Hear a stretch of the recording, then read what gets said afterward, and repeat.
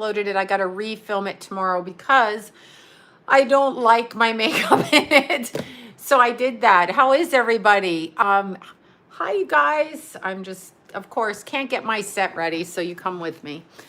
Trying to get it right. Oh my God, look, too much light. Ooh, that's frightening. Okay.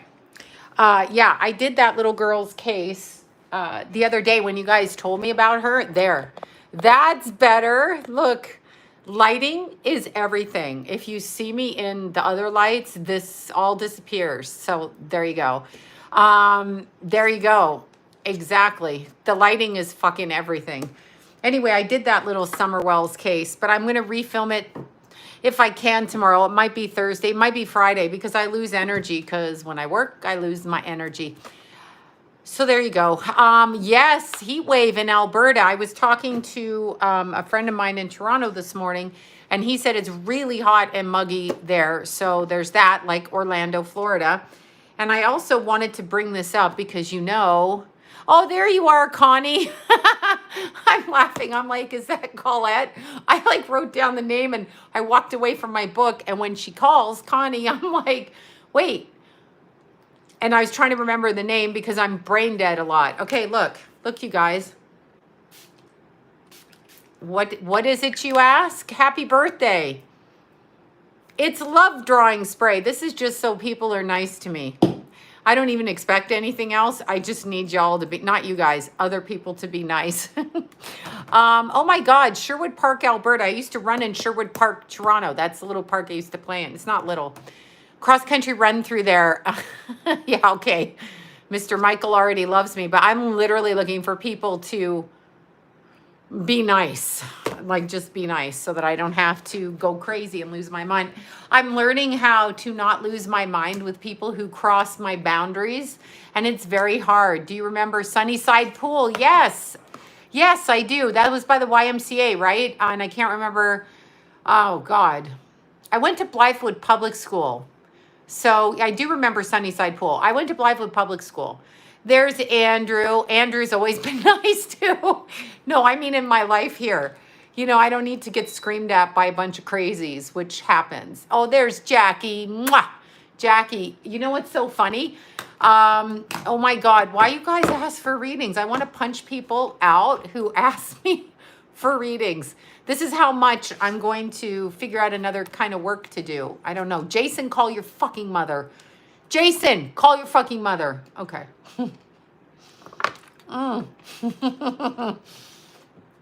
No, people ask me all the time. They ask me, but I can't get it through my head. Anyway, I know, right? Jason who never pays attention. I know, it's love drawing spray. I don't ever get love. I just want people to be nice. I figure if I put all the stuff into like the high, I feel the same way. Anybody who does readings for a living is like, shut the fuck up. Poor Deanna. Do you know how many times I called Deanna? I called Deanna all day long. All day long. I'm like, oh my God. La, la, la, la. She must want to punch me in the face. She's polite and we've been friends for like 20 plus years, but I know she wants to beat my ass. Beat my ass. She wants to kill me. Oh my God, I've got to get your oils to you. I have not forgotten. I did not find a receipt for them, but that doesn't, our imaginary friends, spirits. Yeah, I still got imaginary friends. They're nice to me and I'm married to one. It's over there doing the dishes.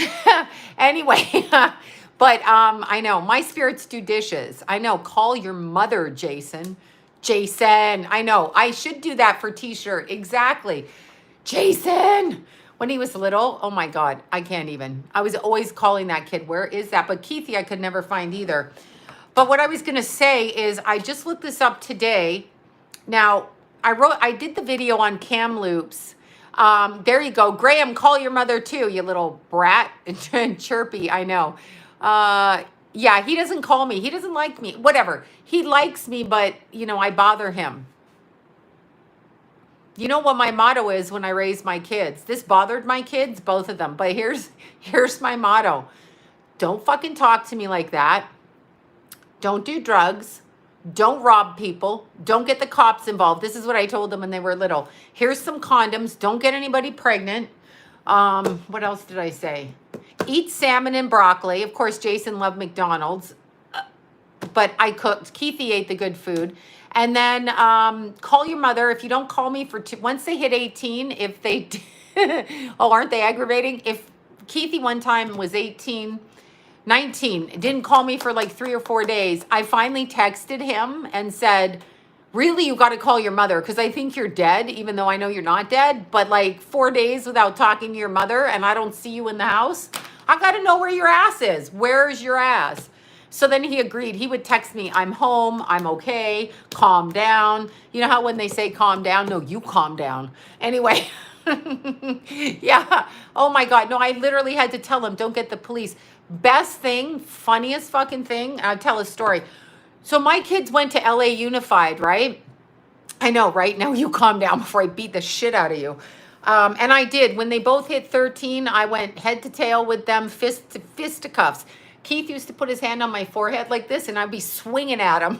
Because he was so tall, he would just put his head and his long arms like this, and I'd be like, don't do that, and I'd be trying to get him. If I could pull his hair, Jason would get too close, and so I would, you know, go after him with the nails. Anyway, it's just whatever. I'm 35. We love our sleepovers. See, that's so nice. No, really, Keithy would hold his hand here. But when they were kids in high school, I got to tell this. There's Bonnie over there. Yeah, I know, right? Don't put your fucking hand on my head. Coming after your ass? That's right. Yeah, you would kick them. See, I'm not the only mother. John would always go, oh my God, you attacked those boys. Really? You think? You should have fucking attacked them, John, because maybe they wouldn't have done the half the shit they did if their dad stepped in. But no, he was one of them. So there was 3 of them. Anyway, but nonetheless, one day it was my birthday. So my birthday is August 15th. And every year, LA Unified goes back to school on August 15th. So my kids would go back to school. So I would drop them at school in high school. And then I think Jason was out of high school. I think Keith was 17, probably, maybe 16. But anyway, Jason graduated. So I would go hiking on that day. And once Jason got out of high school, the cops were always at my door the first week of them going back to school, usually on my birthday, because they would catch them for something they did. Just saying, whatever the fuck they did. I don't know. I don't even care. I don't care. But so I would be hiking, and one day I was hiking on my birthday, and no, yoga pants apparently did, but I don't know. So one day I was hiking, and I was gone for like 5 hours, just because it was my birthday. Nobody was going to bug me, period. So I just went hiking. It was boiling hot, and sometimes I like that in the summer before I got all this crazy sun stuff on me. See, my skin here, all of these rashes is all from the sun, but it gets so hot. Anyway, so Jason calls me. He's like, Mom, where are you? Finally, I get back to my car. I'm like, I'm hiking and it's my birthday. Hello, happy birthday. And he's like, the school called. Listen to this. Something happened to Keith or something. Keith got caught with something like weed or whatever, right? You're August 15th in Toronto. Yay, Kim. So anyway, Jason goes, do you want me to go pick him up? I'm like, sure. Not even thinking. Seriously, I think I'm going to go back out and hike till it's dark. Well, I get another phone call. I get a text, actually. Jace, they've accosted Jason and Keithy in the school. It was a trap to get Jason over to the school. Whatever they did, I can't even remember. It was no big deal, but you know how the school is, seriously. So they used Keithy to trick Jason. So then both my boys were in there, right?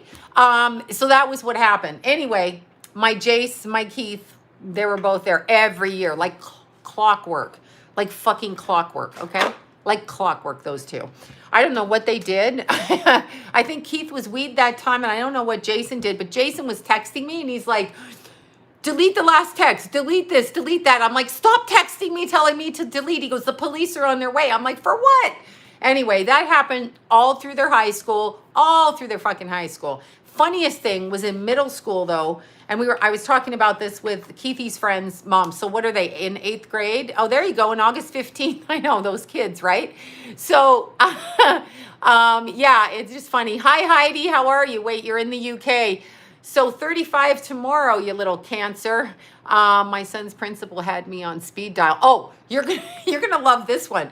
So Keithy goes to graduate, honor student, you know, whatever. so, you know, they walk across the whatever, right? They walk across the school, the thing to get their diplomas. So I'm really excited because I never thought my kids would graduate or not. I never had an expectation on it. So I didn't even know what it was like because I, of course, left home at 14. So I didn't know about any of this shit. People going to prom, any of that. I didn't know about that. I mean, I knew what happened. Anyway, Keith never went to his prom, but Jason went to his prom with Bree. So all of that aside, long story short, Keithy's about to graduate and I'm so super excited. Like, we're going to take senior pictures, which we fought all the way in the car. He didn't want to wear the tie. So I had to grab him and shove him out of the car. The whole time he's like this. So I'm trying to swat him in the face then too. But anyway, we walk in there and he's all cranky and I'm all cranky and I go out to the car. I'm like, fuck. Jason was bad, but Keith doubled up on it, you know, when they do it. I mean, putting the ties on for their pictures, right? So anyway, the principal calls me finally. Haven't had a call from the bitch all year, right? She calls me and she goes, I'm sorry, Keith is going to have his diploma mailed to him. I'm like, why aren't we going to walk across the stage? And then she goes, because Keith hasn't been in school for 6 months. I'm like, and you're calling me 2 weeks before graduation? Like, what?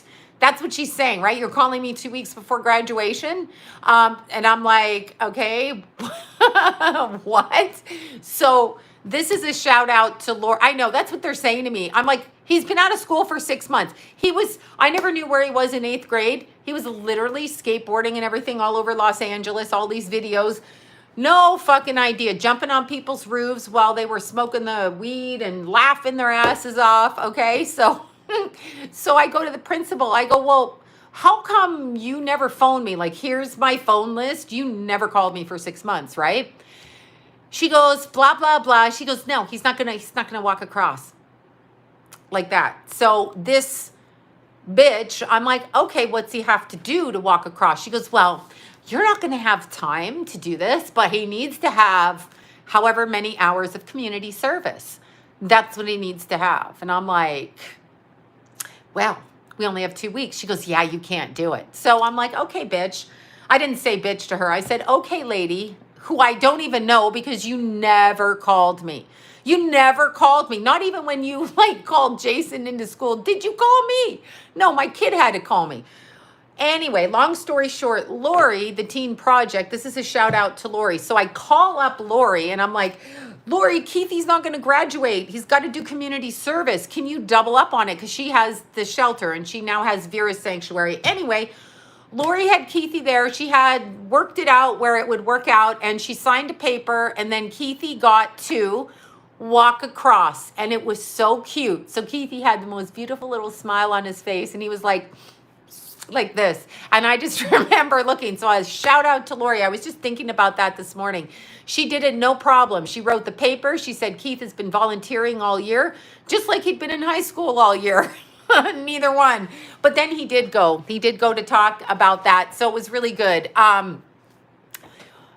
Okay, so anyway, that's what happened. So Keithy got to walk across. He got to wear his gown. We got to sit there. And I remember watching Jason, who wouldn't let us take pictures because, you know, it was on a need to picture basis. Anyway, we watched Jason. I remember Keithy looking at the thing, looking at his brother, trying to figure it out. Yeah, the principal never said anything after that. I just took the paper in there. I'm like, we'll be walking across the stage. Like, fuck you and fuck off.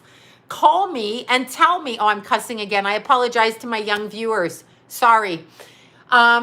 I'm really sorry. But anyway, Keithy walked across stage with his honors. He got a certificate from Obama. Yeah, that's right. You heard it here first. Yeah, he did. Anyway, Doodleberry ran across and it was so great. And I was so proud of him. And I just couldn't believe my little boy. I know, I couldn't even believe the principal. Like, you didn't call me for 6 months. He hasn't been in class for 6 months, but he graduated with honors and passed all his tests. So how hard is high schooler? Is Keith a fucking genius, right? So there you go. But anyway, I'm going to get in trouble for telling Keithy's story, but that's the story. So I got no time for that. No, we have some young viewers here, meaning people's kids watch.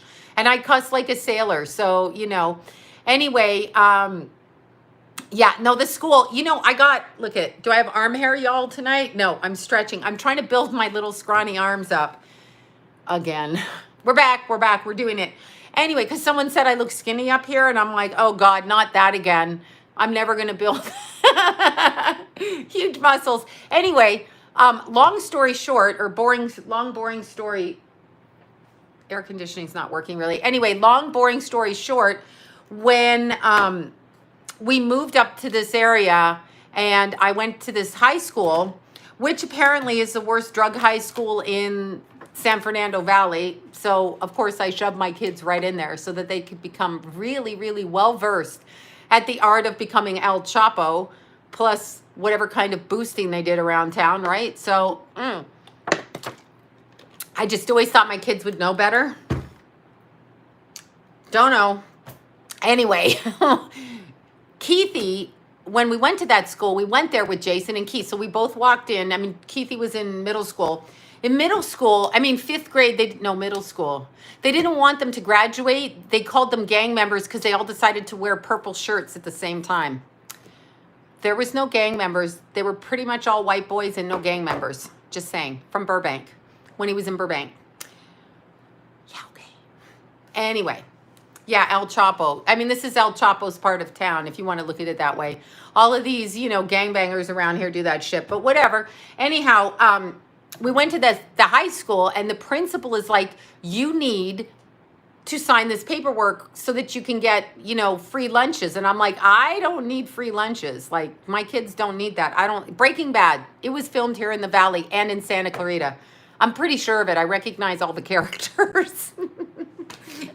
Same like E.T. and Poltergeist. I recognize the neighborhoods and all of the people.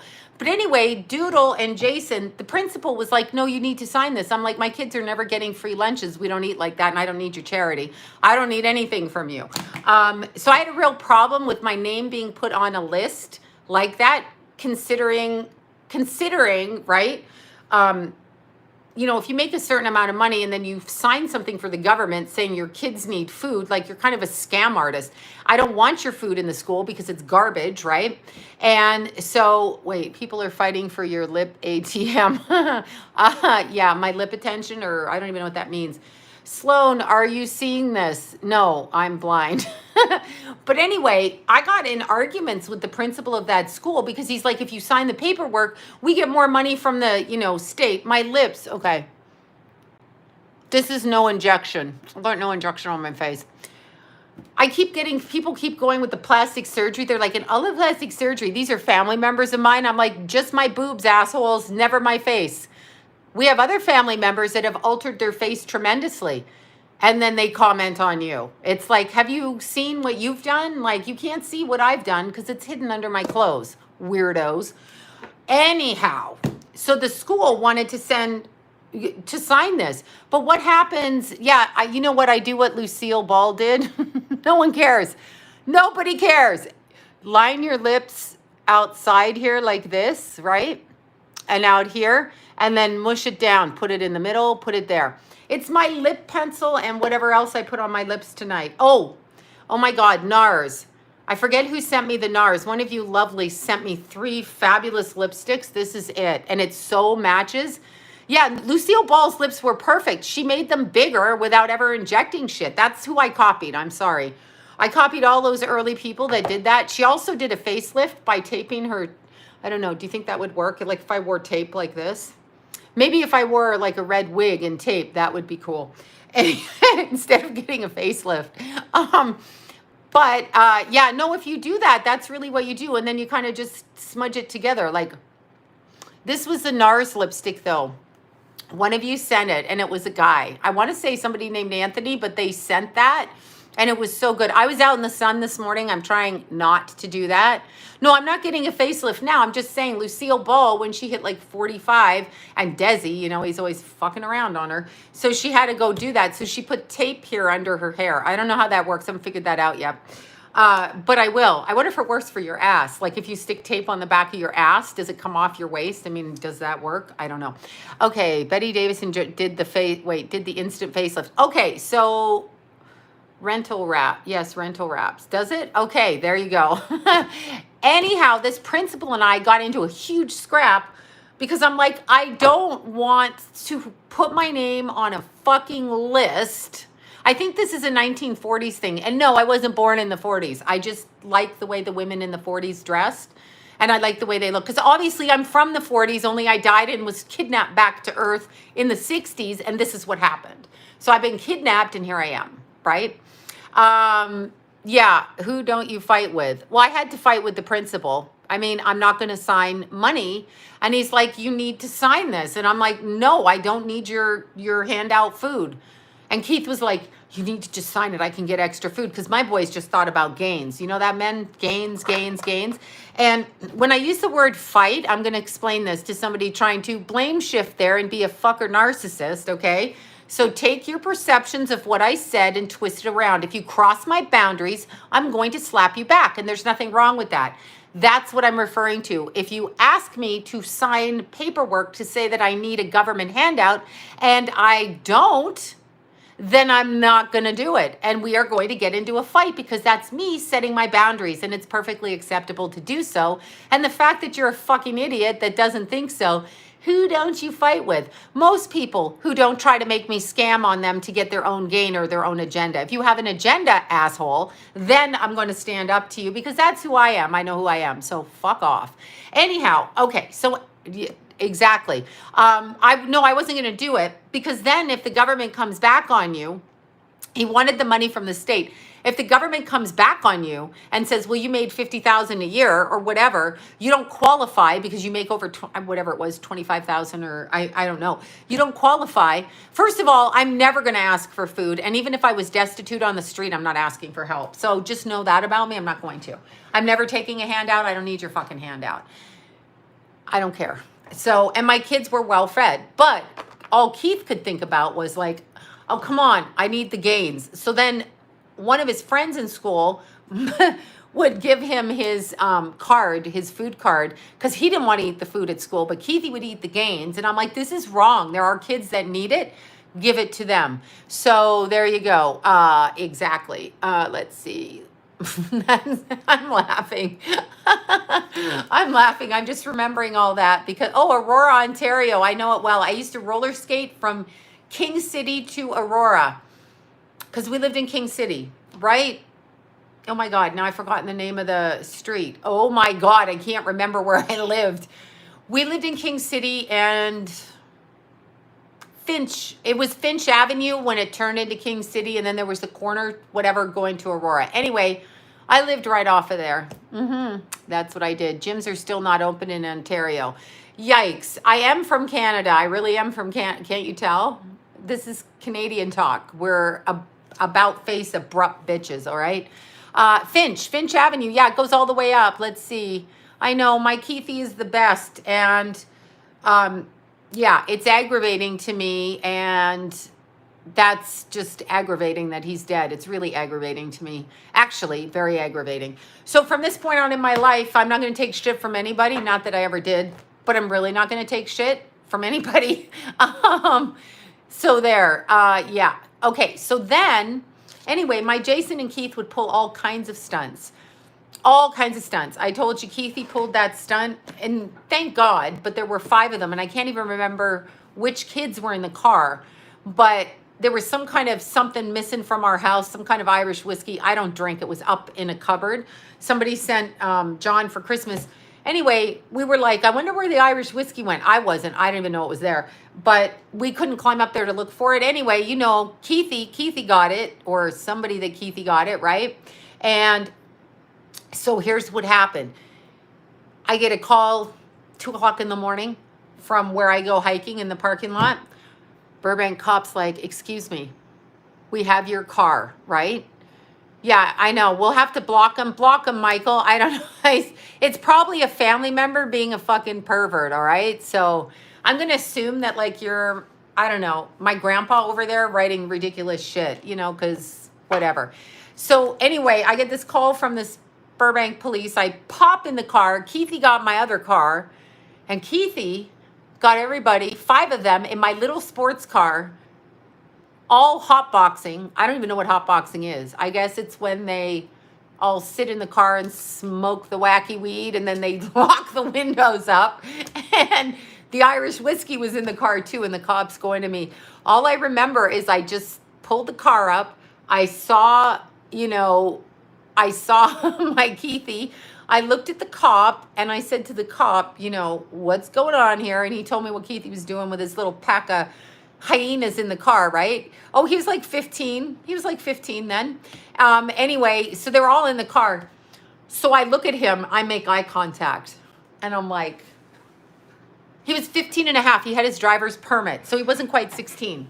So I look at my Keithy, and I'm like, so I'm across the parking lot. I go to the cop, excuse me, and I kind of push him away, and I go running for the car, and they have to pull me out the window because I got my hands on my kid, pulling him out through the driver's seat window because he's laughing at me. And I'm like, are you fucking kidding? I know I did. I just went straight in the window. And the cop's like, ma'am, I'm going to have to take you in if you don't stop smacking him. I was like smacking his head like this. And I'm looking at these other kids. I'm like, what the fuck are you doing in my car? And oh my God. Anyway, so I go to the cop. You need to arrest him right now. Oh, of course they were high. Come on now. Of course. So I was like, you little fucking assholes. All 5 of you crammed. I had one of those, I had one of those, poor Keithy. Paigey sent me a video of Keithy right in that time. So Keith took over my car and I got a new car, and then he finished out the payments, and then the pink slip went to him. That's how we did it to get him in a car when he was 16. Okay. So, and no, we didn't tell the insurance company. We just said it was my car, but I had, so what, come get me now. Anyhow, yeah, I had it was a Hyundai Genesis, the ones that were the racing ones, like with the Audi engine in it, but it was really tiny. Like it really was like a 2-seater car. Like Lila hated the car because she's like, it's, it's way, way, way too small, even for baby Lila in her car seat, right? She was like so glad when I got the car with 4 doors, because she's like, now I can get in my own car, and now she doesn't have to be. It was hot boxing. I know these little fuckers. Anyway, they were crammed in this car. Like it was claustrophobic in there. I think I'd have had a fucking panic attack. And the car was so tiny, and Keithy was like 6'3".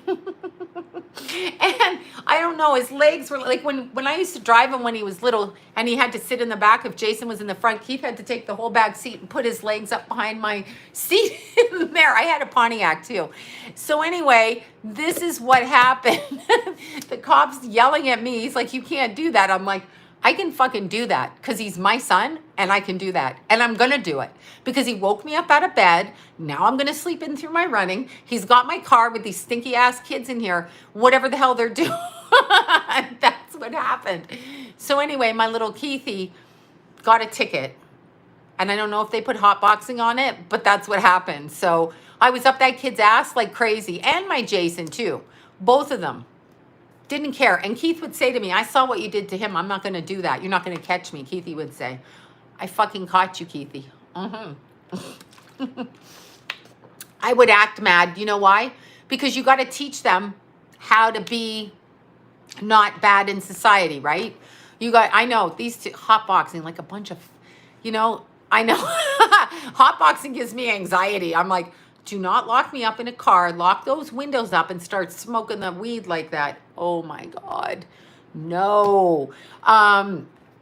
Yeah. So anyway, it was just pretty funny. But anyway, my Dewey was in there and his friends, and they were all good boys, whatever. They're 15, 16, whatever it was. You know, they're going to do that shit, but I got to be pissed off. I can't just let it go. If I let it go, they think it's okay. So no, I got to get down your ass and like act like a fucking maniac to put you on the straight and narrow, because the rest of the people in your family think it's okay for you to do this and don't have a problem with you doing it because they're enablers. So yeah, your mom's going to kick your ass because that's my fucking job, period. Yeah, exactly. Right. No, some of them were drinking in the car, not Keithy. Keithy didn't really drink like that. I mean, I'm sure he did drink, but not a lot. He was the driver of all his friends. So, there you go. So anyway, that was funny. Yeah, Jason and Graham, call your moms, you badass, ridiculous children. Ooh, Donna was autocorrect. I didn't even hear what you said. But anyway, my Keithy was like this. So every year on my birthday, literally until 2 o'clock in the morning, I'd sit there and wait for the usually LAPD to knock on my door, sometimes accompanying Burbank PD, because, you know, my kids were in both towns. So it depended. But when they caught them in school, they couldn't catch them all summer, but they would catch them and then they would come up and then they would do shit. So a lot of times I had to tell the police to go get a warrant. And one time, I shouldn't even be telling this. One time the kids were teenagers and I don't know, it might have been Keith and not Jason, but Jason was asleep in his room. So the cops came in, I made them get a warrant. They wanted to search the house for something. I don't even know what. They didn't find anything. Jason was sound asleep. So you can hear John tell the cops, that guy up there talking about Jason, don't shoot him. He's just cranky. They went up and took Keith out and then they interrogated him and then let him go. I don't even know what it was. But it was really funny because before they let them go, they put Jason in handcuffs, Keith in handcuffs, and John in handcuffs. I walked out the front door. It was like 4 o'clock in the morning. I walked out the front door. We sound like a mafia family. And I don't know what these kids did. No, it was nothing. Keith got let go 5 hours later. But anyway, I walked out the front door and I'm like, I'm going hiking. So they searched my car because they thought I was running away with some kind of evidence of something. I still don't know what they were looking for.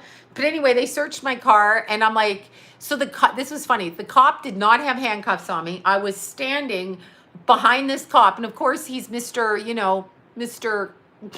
Dudley Do Right. He was the Burbank one. And he had a female partner. So she was there. I was there. I was in between them.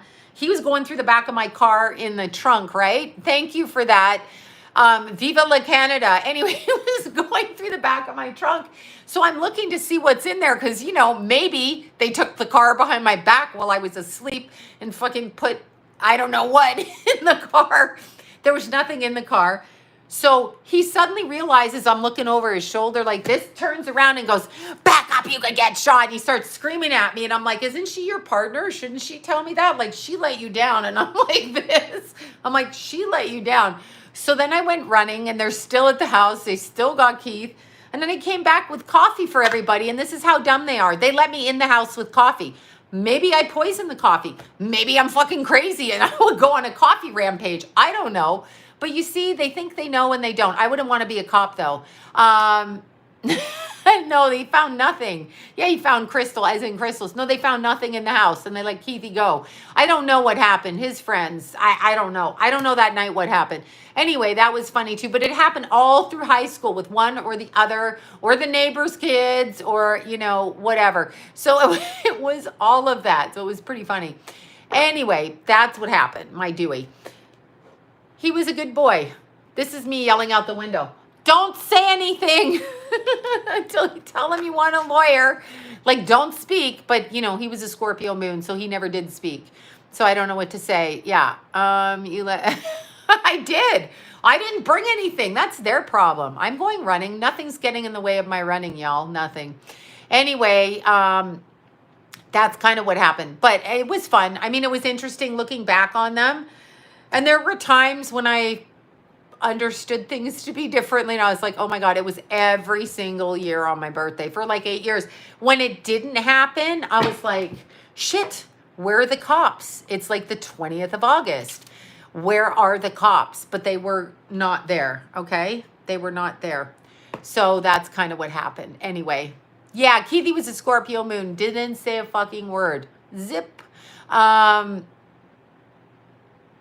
Okay, lady, he's blocked. Okay, yeah, he's probably blocked from my side too. I don't know. It's my son's first birthday. Oh my God, happy birthday to the little toddler. I love the toddlers. Report him. I don't even know. Indigo children, yes. Okay, I don't know what. I need that spray. Yeah, it's like, you know what it is? It's Sun Eye. This is Sun's Eye Love Spray. Let's see if it works again. Let's see who shows up. Love. Sorry. So glad oh no, my kids were the best.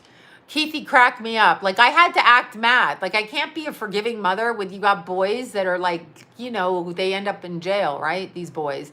So you can't really like let them go. You gotta, you know what you gotta do. You know what you got to do with these boys. You got to keep them on their ass, or they run rickshaw over everything. What's that about? Anyway, yeah, that was really funny. They pulled all kinds of stunts throughout school. Tons and tons of stunts. Sometimes they put them on YouTube and mommy would find out. So there you go. Yeah, I did a video on Sloan, can you say hi to my boyfriend, Scott? Hi, Scott. Have you seen how I line my lips, Scott? I don't know who Scott is. He's probably like, ew, who is this bitch? Yeah, moms, you have to stay tough with boys. You have to stay tough, really tough. But Keithy was pretty funny. He pulled it, but he was a good boy. He was really a good boy. I was raised you had 4 boys? Oh my God. Oh my God. 2 or 3 boys. No, they're really tough, okay? They're really tough boys. Now, what I wanted to talk about, Summerwell's, yeah, the little 5-year-old.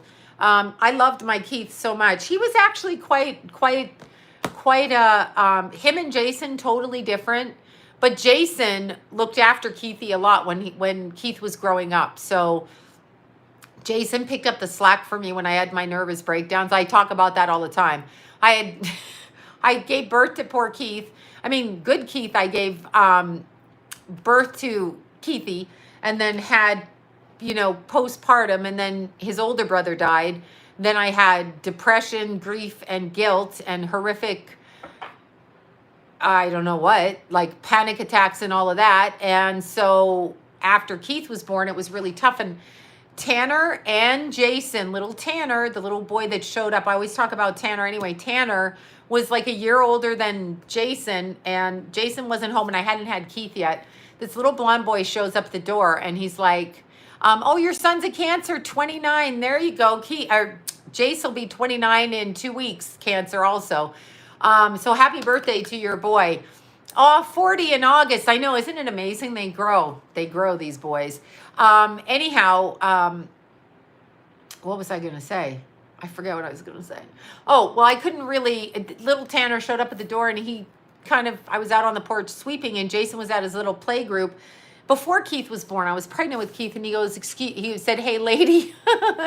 And I said, yeah. And he goes, do you got any kids? I go, I got 1 kid. And he goes, can I play with your kid? And because he'd moved in up the street. And I'm like, where did you come from? So he showed me. I went and found his mother. And then, so that little kid grew up in our house. That little kid loved my salmon and broccoli, unlike Jason, who liked McDonald's and not salmon. He did. He said, hey, lady. Anyway, Tanner and Jason, Tanner would have been 5. Jason would have been 4 when Jimmy died. And so I had little Keithy, and I was unable to get out of bed 90% of the time. And so Jason and Tanner took care of Keith. Like, they would lock all the doors, I just put the covers over my head. I couldn't even get out of bed. So anyway, that's what happened. So that was kind of interesting. So Jason was like Keithy's little daddy. Oh, hi, Keely. How are you? This is what I keep forgetting. I've got to shut up. Okay. It's Chester Bennington. Yes. And I have been contacted by his son. So we'll see what happens there. So who fed Keith? Jason. Well, I breastfed Keith for a year, but after that, it was Jason and Tanner. I really couldn't get out of bed. I had several nervous breakdowns. I'm very honest about it. I ate baby food for a long time because I couldn't swallow anything, because all I did was have panic attacks 24/7 for about 12 years, till my hair fell out. All of that. No, he wasn't there. He was working. So I was having, I had literally had panic attacks, and I love banana baby food. I do eat baby food. I like the peas and spinach. Anyway, my hair fell out, all of that shit. So I had what was called phobic. I had it as a child too, being raised in my house. So when I was 4, I could never eat solid food. So that's what happens to me. I go straight there. But peach and apricot, oh, I know. I feel like getting baby food now, right? I feel like getting baby food. It's like a delicacy. Both my kids would say my mom ate baby food our whole lives, because I would just put it in my purse. It was just easier to eat. I would cook for them, but it was just easier to eat. I really had difficulty, such anxiety, such depression, such major, I had what they called phobias around swallowing. So like if I felt anything go down my throat, oh my God, no. It had to be completely blended. So that was a huge problem for me. I couldn't deal. And after Keith this time, I didn't have that kind of panic for some reason. Probably I didn't have the postpartum at the same time, but it was horrific. Fucking horrific. Like I shouldn't even say this. So I went to the mental hospital a few times because I had to sleep, didn't sleep for months on ends. They had what they called a psychotic break, which I'm very open about and I have no problem talking about. But when I was in the psychiatrist's office, right, waiting for, I got the organic baby food, but I was in the psychiatrist's office because I literally hadn't slept and I had to get medicine to sleep. I could not sleep. I had such bad anxiety. The hair fell out of my head. Like literally, I had no hair. I had long, straggly hair with no hair. So anyway, I was in the office and this psychiatrist came in and she said, she was talking to me the whole time she's talking to me. My mind is like, you need to get out of here. And I'm like, why? In my head, this is going on. She's an escaped mental patient and she's trying to trap you. Oh my God. So I just up and ran away. And John was like, where the fuck are you going? I'm like, oh, I can't go in there. So he went in and got the medicine for me because she'd already kind of talked to me. So there was a lot of that. There was a lot of me running down the street with my kids in my hands thinking I poisoned them and that. Like I had poisoning phobias. I've now come to since learn I was probably fucking poisoned in a past life, okay? That or if not in this life. Because I thought everybody was being poisoned by mayonnaise and things like that. So it was really a weird thing. But that's what happened. No, it was after Keith because Jimmy died. So that whole thing, when I got pregnant with Keithy, I was told one was going to die and, one was going to die and one was going to be born. So I kind of knew that. But it was I had anxiety for a good 12 years. So I had Keith at age 29 and for about another 12 years, I wasn't able to function.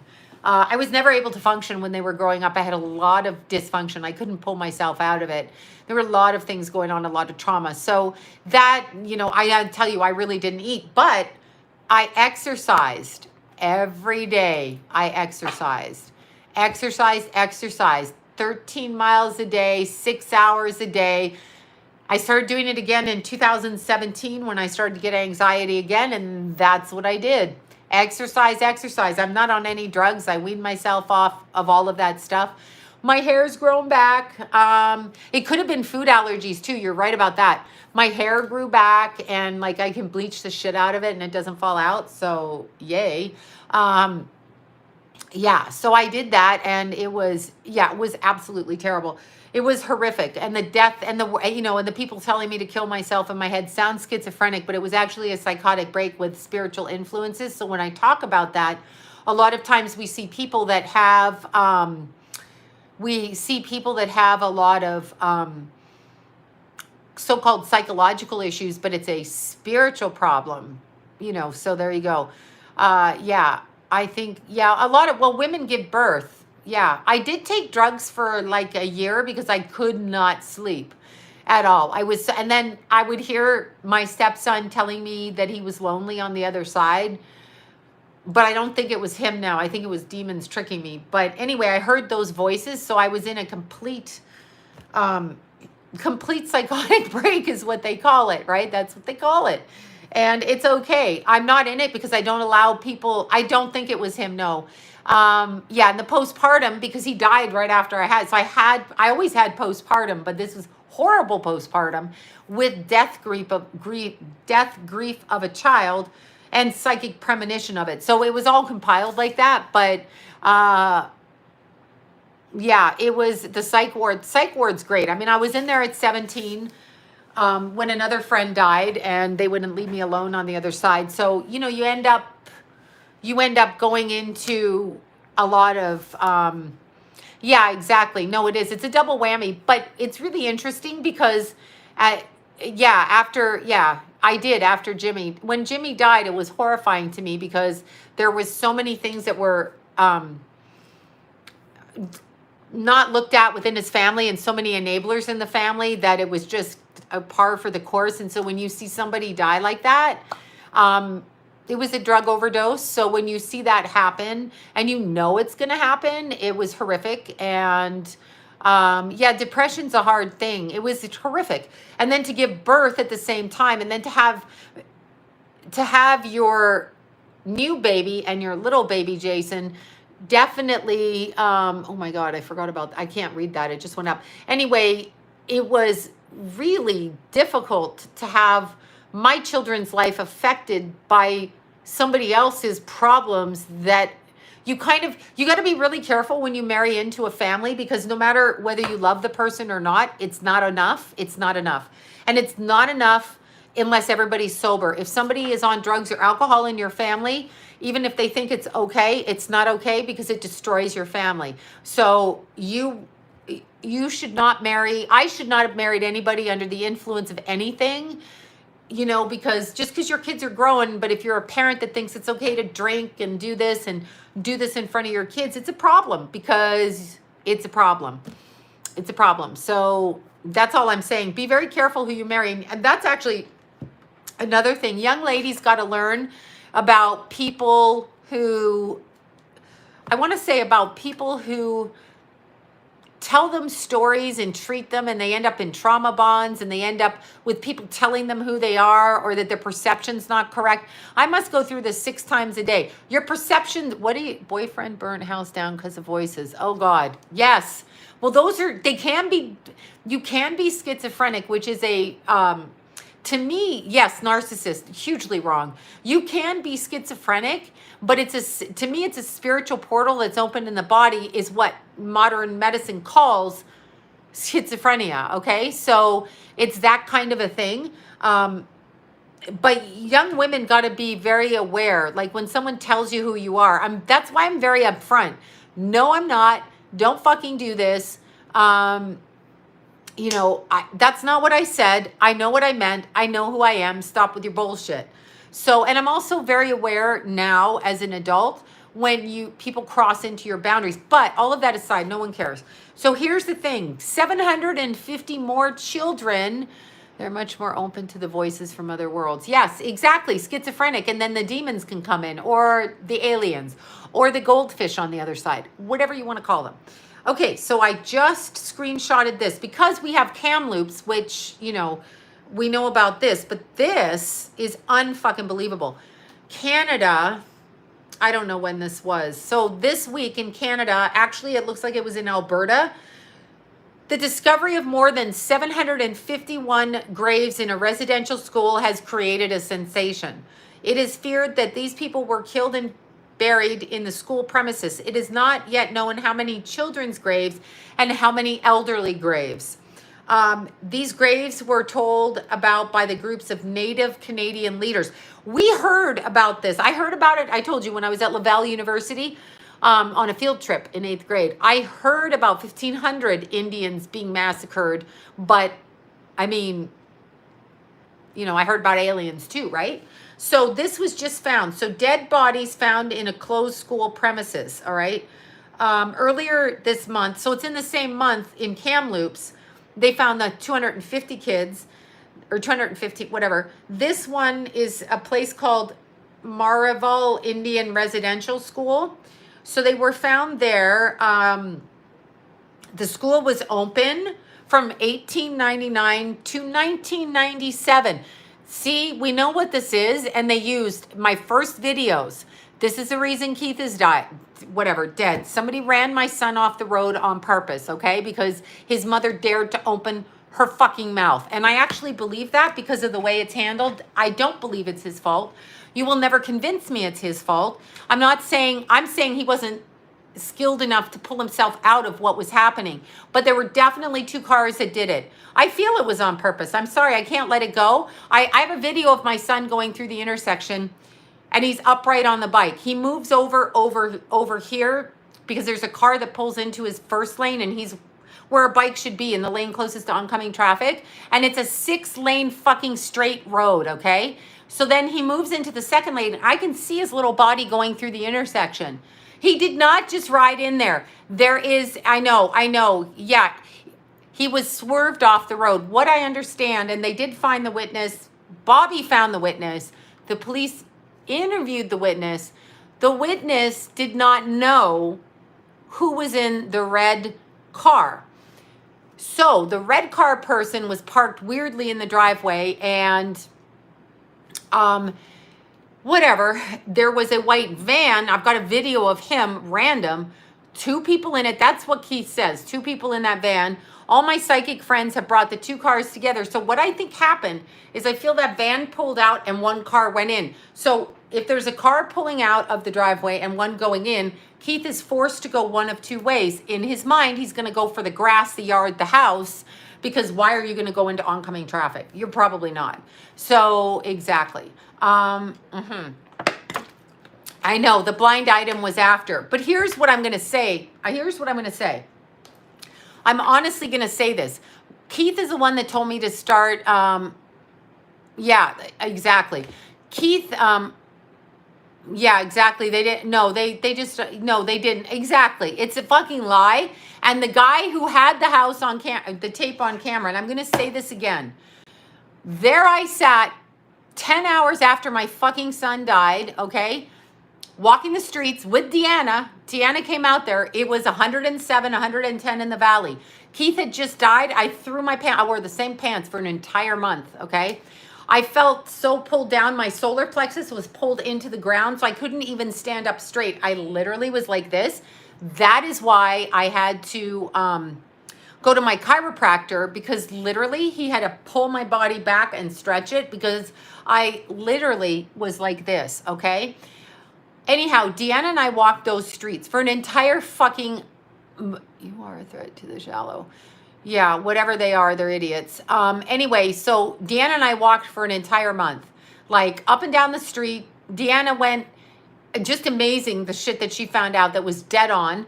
Okay, dead on. Like she literally did this. But here's what's so interesting. I walked up to a house. The guy was on the witness statement. I didn't know it because I did not know that. Anyway, Deanna is so beautiful. She is lovely. I love my Deanna. Anyway, the problem was when I asked the guy, did you have camera? Which the police asked him. He's like, no. But he showed us the camera on his phone. So he did, in effect, have fucking camera. But he didn't want to give it to me because he knew I would see something, whatever shenanigans went on. And he owned both of the house. So, oh, yeah, he's a liar. And that will come back on you, motherfucker. Yeah, that will come back on you. I had to watch him act as though he had concern for me with a smile on his face as he described my son's body on the ground and how his hips were broken, basically. Actually, they were partially amputated. So I had to listen to him fucking talk about that with a smile on his face like this. He's smiling. And I was saying to myself, you know, like, it was all I could fucking do.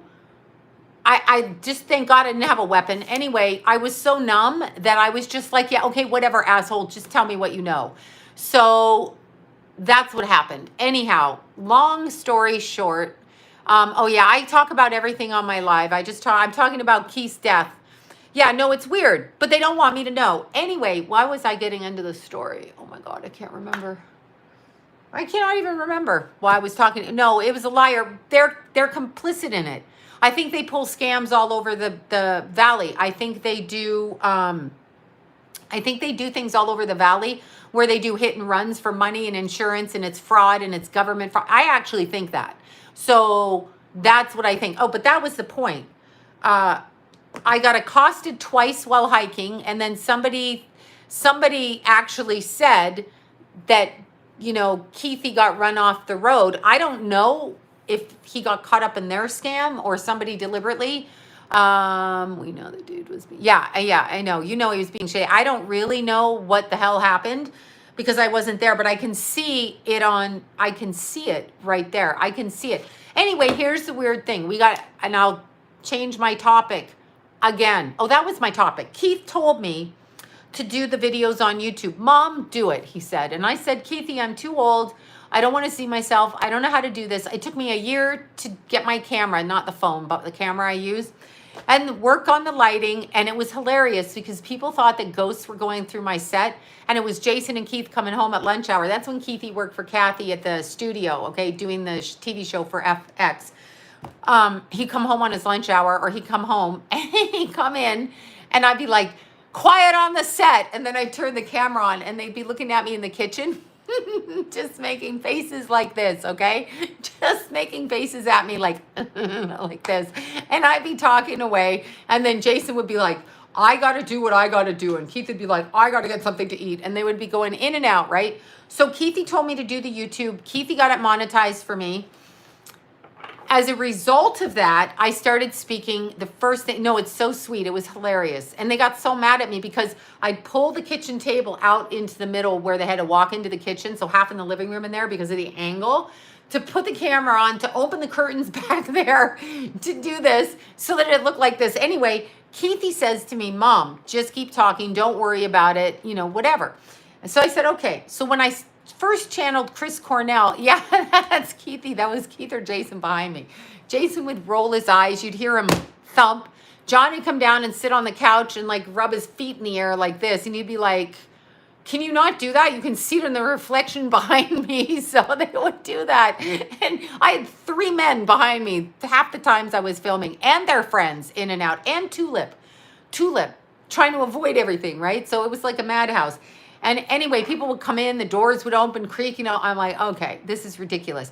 But you just have to do what you have to do. Anyway, Chris Cornell, when that energy came through, and there was the black guy that was doing the barbecue, which is really rather frightening because I thought he was barbecuing for all the kids on the other side that were brown-skinned. Oh, no, no, no, no, no. Take that in a different direction. Then think about these Indian reserves and think about who's on these Indian reserves. How do you know if they're demons or not? You don't really know. Spirits can be tricksters. You can feel it though. You can actually feel it. So you have to get familiar with the way that your body processes information. Oh, yeah, I know it's terrible. You have to understand how you pick up information. Like, there are tricksters. When I was younger and Jimmy died and I thought it was him telling me that he was lonely and I needed to cross over because he was alone. And I didn't know then, I was in such grief and depression. If I'd have listened to that, I would have been tricked out of my body, okay? So I would have been tricked out of my body. Now I know that they would never ask you to do that. You know, they wouldn't ask you to do that. So now, I mean, if a spirit comes and says, kill yourself, I'm like, you fucking kill yourself. So, you know, I'm not afraid of that anymore. I'm not afraid of that, okay? So as a result of that, I learned how to decipher. That would be a trickster. Nobody that loves you as a family member, you know, even if you didn't get along with them, is going to tell you to kill yourself. They're just not going to do that. So they're tricksters. And of course, you can be tricked by them. But I was seeing images in my head. So I was actually seeing images. The images I was seeing were of just 40 deep of brown-skinned kids, Indian kids or brown-skinned kids. We've been taught in our society not to like people that aren't white, like race wars, because they want us to negate what happens to them so they can justify what they're doing to them. If we think we're above them, then they can justify what it is. It's terrible, okay? It's absolutely a terrible thing to do. So it's a problem in our society. And it's a huge problem that we, you know, they steal black babies all the time. That's what I was thinking about this Summer Wells, that poor baby girl. And I will tell you, I have a whole take on it. I don't believe it's the father. I know everybody wants to hate the father, but this is not what I get. I did a video and I'm going to refilm it tomorrow. So I'm going to refilm it tomorrow. Okay, I will do that. They want to use the brown-skinned babies. There's something to do with the way the brown skin. Oh, of course the Canadian government's behind it. Oh my God. The Canadian government is appalling, not only for the taxes, not only for what they do to their people, but little Summer, if that was a black girl, we wouldn't be hearing about this. And if I was the black community or the Indian community or the Asian community, I'd be like, you need to put our kids up there too. And they really don't, okay? Because it's something like over 40% of kids that go missing in the United States every year are of color, okay? And usually they're kidnapped between 10 and 13. Oh, I know what they're doing. They're drinking the Kool-Aid, wink, wink, the melanin in the skin. But that first video with Chris Cornell led me down that road with that singer, not the singer, bass player, guitar player, I can't remember, with the dreadlocks, and I don't even know who it is. Him, I got to remember which singer. I want to say Steely Dan Band, but I might be wrong. Somebody told me who it was. I did not know who it is, okay? But he opened a barbecue, all right? He opened a barbecue, and there were all these kids like this, 40 deep in Half Moon's Dave Matthews Band. Thank you. Steely Dan, I'm like making up shit. But there were 40 deep, 40 deep.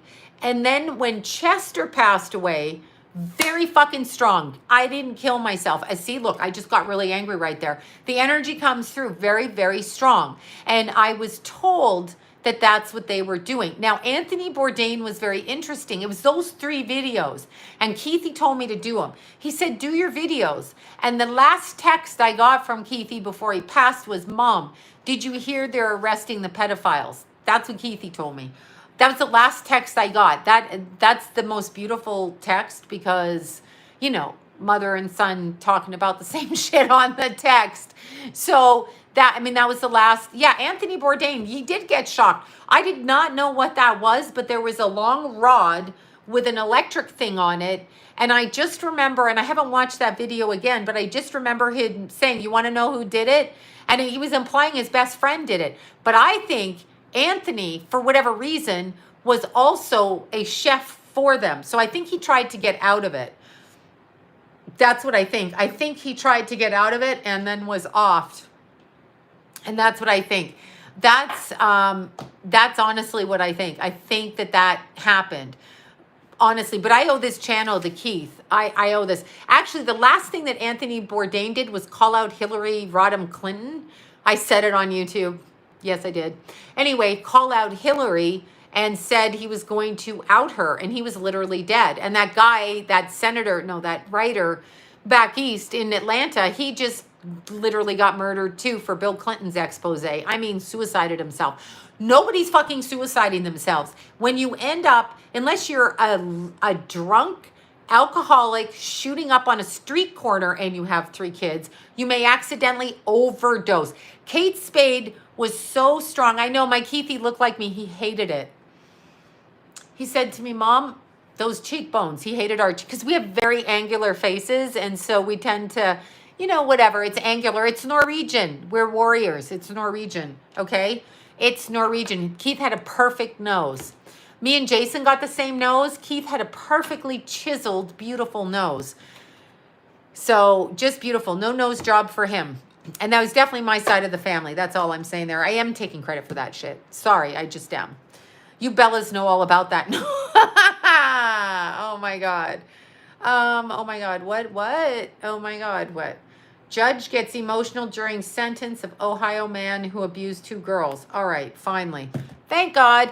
Anyway, so it was during those particular videos that I started to see something different. And it was really interesting because I'm trying to explain on my TikTok, okay, about Chris Cornell, because when I first read for him for a friend, okay, my Keithy was so lovely. I know, perfect nose. Even though I think Keithy was, I switched sides now. Here I go talking about my Keithy. Keithy, when he was like 10, he would go up to 14-year-old boys in the neighborhood and like swipe up and sock them. I used to have to pull his little shirt back and go, what are you doing? Like, so all through high school, Keith was like in a fight club. He loved to fight.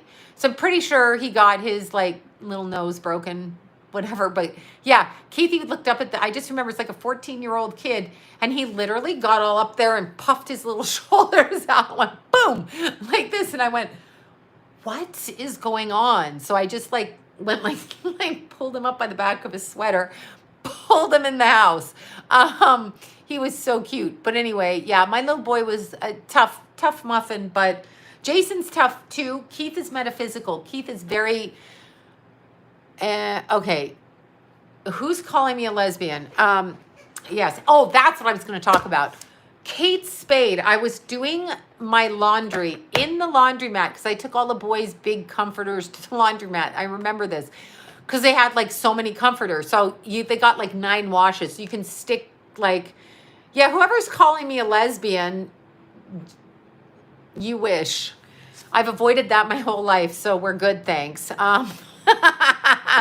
She is not a lesbian. Well, they're thinking because of the short hair. I don't know. Isn't that outdated? Maybe I'm just whatever. Let's see. If she was a lesbian, I'd make her straight. Okay. Just reference for you people out there. If you're gay or straight, you're gay or straight. Like, you can't make anybody anything. Anyway, when I was at the laundromat putting all their comforters and winter blankets in the, I'm a fucking pixie fairy, right? But I was putting all their stuff in the laundry, in the big washer, right? Kate Spade literally sat down and said, I didn't kill myself, okay? Very strong energy. That woman knew she was going to get murdered. That woman knew that it was going to happen, and she did not kill herself. She did not hang herself. It was not a matter of depression. She may have been an alcoholic because she was married to the guy that wore the mouse mask, rat mask out. Do you remember that? Do you remember wearing... yeah, okay, whatever. You want to call me a lesbian? That's great. Whatever. Do it. I like dick, though. I'm sorry. Excuse me, little kids on here. I'm just saying, like, all right. I know. Okay, I'm stopping, right? I mean, please. Anyhow, what I was going to say, Kate Spade, her husband, David Spade's brother, wore a rat mask out of the house. If anybody thinks that's fucking normal or thinks that she wasn't murdered, you're all ridiculous. It's not a conspiracy theory. My son died. I didn't wear a rat mask outside, okay? People's husbands and wives die every day. They don't do that. When suicide is said, yeah, it means homicide. That happened with one of Keith's friends when Cheerio got murdered, shot in the back of the head. When the cops came, exactly. Well, lesbians do like vibrators. That's true. I mean, like, I'm sorry, women like vibrators, but I like it attached to a man. How about that? I like a man attached to me. Jeez. I mean, come on. I love everything about a man. I mean, women are beautiful too. I can appreciate them. Yes, strap-ons, exactly. But I like the way a man smells. How about that? A man smells good. I like a man's hair. Whatever. Yeah, David Spade's the brother-in-law. I can't believe I have to fucking say this on here. My son will watch this and go, good God, not again with the vibrator talk. Don't make me tell my vibrator story again, because it's going to happen. It's going to come out of my mouth, and the police already know me. They had to write down all 12 of my vibrators. It's not a fucking secret. Yeah, I know men smell good. I mean, unless they're smelly men, then they don't smell good. I mean, a nice scent of a nice guy. Okay, so anyway, Kate Spade was very adamant. Her feet were clicking. She had some kind of a steel, I just remember like sitting on top of a whatever, and then just banging her heels and knowing somebody, and there were 3 pairs of shoes. The husband wearing the rat mask is a problem. Okay, so it's a problem. It is a problem. They always say suicide, like they did with Keithy's friend who was shot in the back of the head. When the cop came, into the neighborhood, he's like, yeah, it was suicide. And I'm like, how did it happen? He got shot twice in the back of the head. Like, after the first shot went through him, what happened to the second shot? Like, he woke up and decided to shoot himself again? I don't think so. So they say that, and people who don't understand what's going on, exactly. People who don't understand what's going on, it's a problem because they think you're crazy. They're finding these bodies under the schools, which in Canada, we were told always, okay? Always about the Native kids gone missing from the schools. And I heard the word massacre. They were killing, at our time, the word was Indians, and it was a massacre. That's what we heard. This is the shit that we heard. And of course, Canada, there's Kate Spade looks a little different. You mean she looks different in her real life? Anyway, Kate Spade, for whatever the reason, the way that her husband did it, look in their eyes. Look in their eyes. They're not fooling anybody. Look in their eyes. And how interesting that okay, this is our new word. See you next Tegan. See you next Tuesday. C-U-N-T Tuesday. C-U-N Tegan. Get it? C-U-N Tegan. That's what she is. Anyway, that woman, she didn't get pulled off of anything until she bugged that little Courtney Stodden girl, okay? Until she bugged the minor kid. Now, let's look at Courtney Stodden. Is she MK Ultra? Is she in some kind of an abusive trauma bond with her husband that was 51 at the time? Absolutely yes. I told you I did oh my God, the Australian morning show with her. I have a picture of she and I together, little Courtney and her husband, Dougie boy, 51 and 16. So why were people like Anderson Cooper making fun of her, okay? Why were they making fun of her? Because they felt like they could do that because she was funny. But when you look at it, her husband is 51 and she's 16. So why are you making fun of her? She's a fucking child, whether she has big boobs or not. So now you're judging her because her mammary glands, which are there to feed children, are large. Is that what you're saying? Yeah. What are you saying? Courtney Stodden. I can never see. I have a little picture of her. I'm trying to find it. I have a picture of her. She was actually really nice. She was very flirty. She does kind of go, in two different, like I got the impression you could flirt with her for sure. But she definitely was a nice girl. And let's keep in mind, she was a child. I don't care what she looks like. Excuse me. All of these men that sexualize people, now I'm choking from that sexualize people in that direction, they're the ones that need to be made fun of, not her. She's in a trauma bond, okay? So I can't get on to I should show you guys the picture. Ugh, annoying. I can't get on here. Anyway, she's the one in a trauma bond. That's it. She's the little girl that's in a trauma bond, and it's a problem. So until we can acknowledge that a man at 51 who dates a younger woman is wrong. James Woods, who is 65, 7, 8, whatever he is, who dates women that are 19 and ditches them when they hit 25 is wrong. But those things are what's admired. It's not actually, it could be, I guess, a love affair. But keep in mind, James Woods was dating his best friend's daughter. That's grooming her. He was grooming her as a child. He didn't just hook up with the bitch when she was 19. He was grooming her, okay? That's what he was doing. So these people groom women. They look at us in that capacity, and it's not okay. Like, it just isn't okay. And they do it on purpose. I'm trying to sign in so I can, it's accepted. But also understand, these people go into things in a particular way with their handlers and all of that in Hollywood. But if it weren't for those first videos with the ones that Keith told me is incorrect. Okay.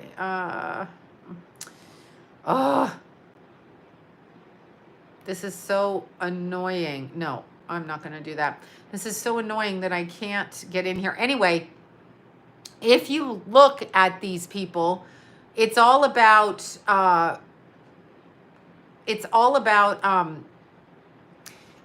control over people to harness their energy. Now, I'm just going to do this again one more time. Sorry, you guys. Now, look at little Miss Britney Spears. Are you fucking kidding me? You know I did a rant. Are you kidding me? Are you kidding me with Britney Spears? Are you really kidding me that little girl, whether she was born in a trauma bond, okay? Whether she was born in a trauma bond into a family that brought her into a religion, Luciferianism, blood cult, okay? No, I'm not friends with James Wood, but anyway, they brought her into the blood cult.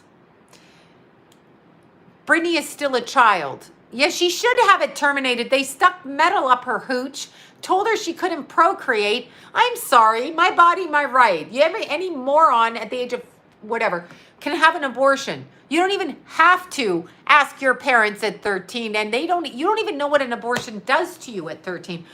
Forget the baby part of it. What does it do to your female organs when you do that too much? Okay, so that's all okay. And I'm not saying do whatever you want. You want to have an abortion, go do it. It's not a problem. Do whatever you got to do. But what I'm saying to you is, honestly, you're going to make Britney not have a baby because she's crazy or she has fake dementia from all the drugs you put her on?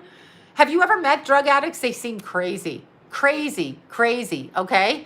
Crazy. They're not crazy.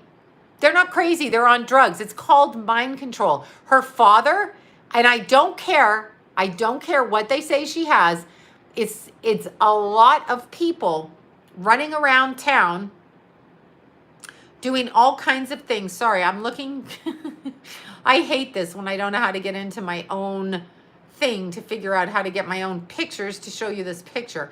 Anyway, they tell you that a lot of what's going on is because she's this, but really it's about money. They don't care. It's about money. They don't care, okay? They could care less.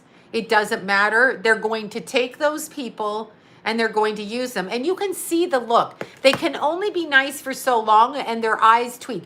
Britney is asking to get out of what she was sold into. So Britney is looking, yes, we re-bleached. So we did bleach the shit out of my hair. Okay, so anyway, Britney did everything she could do to get out of the trauma bond that she's in. And she started using the Bible and she started doing all of that to keep her kids. So for the love of her kids is for what she did. Okay, I'm actually looking for this picture with little Courtney over here because I got it somewhere.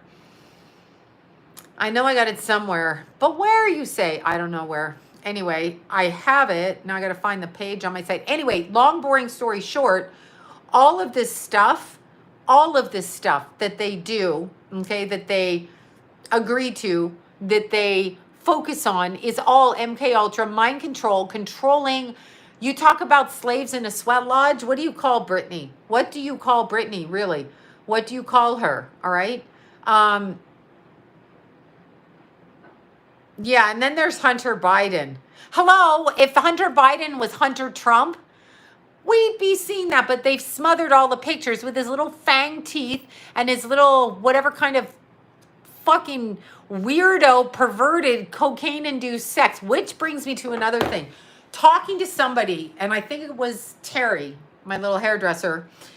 Anyway, Terry and I were talking, I think, about the Channel 5, I think it was 5, newscaster guy that was found in Los Angeles, okay, host, and he was found in a, okay, I don't know who that is. Anyway, he was found in a hotel room, okay, 2-3 years ago. Let's look this guy up.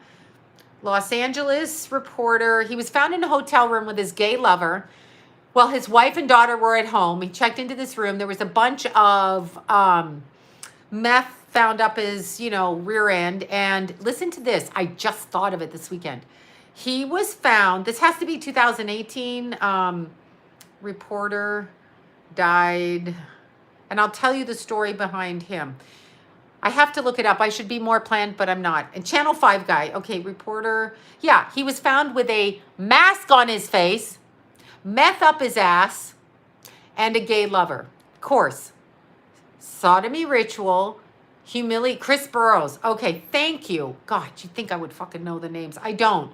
Because when I heard it, I was like, the poor wife and the poor kid. But let's look at this differently now. I'm not saying he wasn't gay. Kind of has gay face. Don't yell at me about that. There's a certain look. But it could be because he was in the industry, Anyway, this is him. No disrespect. He had a little daughter who was like 5 at the time. Okay. Apparently he was a really good guy. I don't know that he looks particularly gay. Not saying he couldn't be, in the closet, whatever. Look. Honestly, there he is with his wife and his little daughter. Okay. So whatever he is, he's good to his little wife and daughter. But they find him dead with a bunch of meth. So he overdoses on meth that's shoved into his body with a mask on his face. Can't breathe, so he dies. Mask. I found that very interesting. So this guy, Chris Burrows, when I look at him, I just don't believe his poor wife. Anyway, and poor daughter. Here's what I found out. I did a show. Yeah, he could have gay tendencies. I'm not saying a lot of them do, but understand they're gay for play to get into positions on in the community, whatever. Anyway, we were talking about this guy. We couldn't figure out his name. Set up, yes. Here's another story. So a year later after that happens, I do a show with Jim Breslow. He's a Fox correspondent and a civil lawyer. He has a show called, oh my God, The something truth. Oh, why can I not remember it? Anyway, Jim Breslow, look it up. I did his show on Epstein's Island, Epstein, Satanism, all of that. Jim told me, remember the guy that did the Las Vegas bomb or shootings or whatever that was in Las Vegas? Okay, so Jim was at that, reporting on that. So when I was doing his show, we were talking about this behind it, right? So Jim tells me about this Chris Burrows person and says the Hidden Truth show. Thank you. I didn't mean to forget Jim's show. Yeah. Oh, Jim is darling, isn't he? Super cute. Super cute, ladies. I think, how old is he? I think we're the same age, only he's a Pisces. So he's a Pisces and I'm a Leo. And then there was Michael, his producer, who's a Scorpio. And Michael's a little bit younger, I think. If I remember, or Michael and I are the same. No, Michael's a little bit younger or a little bit older. Either way, we all look the same age. Not picking on anybody. Anyway, so, and Michael has his own show. Now I can't remember the name of his show. Oh, I did his show too. But anyway, yes, the Vegas massacre. Now this is interesting because apparently this Chris Burrows was the first reporter and Jim had told me that. So it has something to do with that. He was murdered either because of what he saw, what happened, whatever happened when he got there, I believe. And so they set him up in a humiliating way so nobody will question it. Like if you got a husband that dies like that, right? If you've got a husband that dies like that, the last thing you're going to do for your little daughter is go uncover that shit. You're not even going to ask because you're like, I've got a 5-year-old daughter. We just need to sweep this the fuck under the rug. We're going to change our names and go about our business and we're just going to ignore that and it's going to get erased and we're not going to do it. But I actually now believe it was a setup. And here's another thing. Years ago, speaking of the same kind of thing. Okay, so going way back in time, way back till I'm in the strip clubs. There is a comedian that comes into the strip clubs, is very interested. Now, what the fuck was that girl's name? I can't remember. Very interested in one of my coworkers who was like a guy, whatever, transgendered young woman at the time, but yet not. And I can't even remember her name. Anyway, he loved her. So he come in on his lunch and she gave him dances and all that shit. This is before the really creepy lap dances. I got out of it before there. Anyway, this particular comedian, I ended up doing a show with him where he hosted a show that I was on called The Love Psychics. Okay? Love Psychic. Anyway, so I recognized him from that. Like I didn't know where I knew him from other than TV, but then I recognized him. I'm like, oh shit. But he was a super nice guy and I was sitting there while we were waiting. He was the host, I was a psychic, and Linda was the psychic. So we were, talking about his chart. And by the way, he would be 65 right now. Lived in Glendale, was also seeing, I'm not going to say which comedian, you might know who I mean at the time. I'm not going to out him. But he was born on John's birthday. He's in April 3rd, and he's 10 years younger than John. That's why I remember, because I pulled his chart up. Another Aries. Exactly. He was in Aries. So he was in April 3rd. But he lived in Glendale, and a friend of mine owned a coffee shop in Glendale. And thank God I had friends that owned coffee shops. Anyway, he would go into the coffee shop, and he was seeing one of the coworkers there. This is just what I heard peripherally. So he had like a thing where he was with a lot of different women, trans women, women, whatever. Okay, so that was an issue out of control, which is really like an abandonment fear. Sex addiction is fear of abandonment, and they're also siphoning energy. Anyway, he had some kind of a meltdown. He was always on Carson. He was like pretty famous, and he had a bunch of kids, and he had a wife, and he came from some sort of like Mormon background, I think. Anyway, long boring story short, he had some kind of a breakdown at his house where they called and said he had suicidal tendencies, I guess because he cracked his head against the side of a pool. Having said that, when I've been frustrated, I have run my head into a wall when I was younger. That's what I used to do, okay? Run my head into there because I wouldn't be heard, so I would just bang my head against the wall because I couldn't stand it. Actually, it's just a weird trauma response, but anyway, he had this. So he went, yeah, well, I marry Aries. I don't hate them all.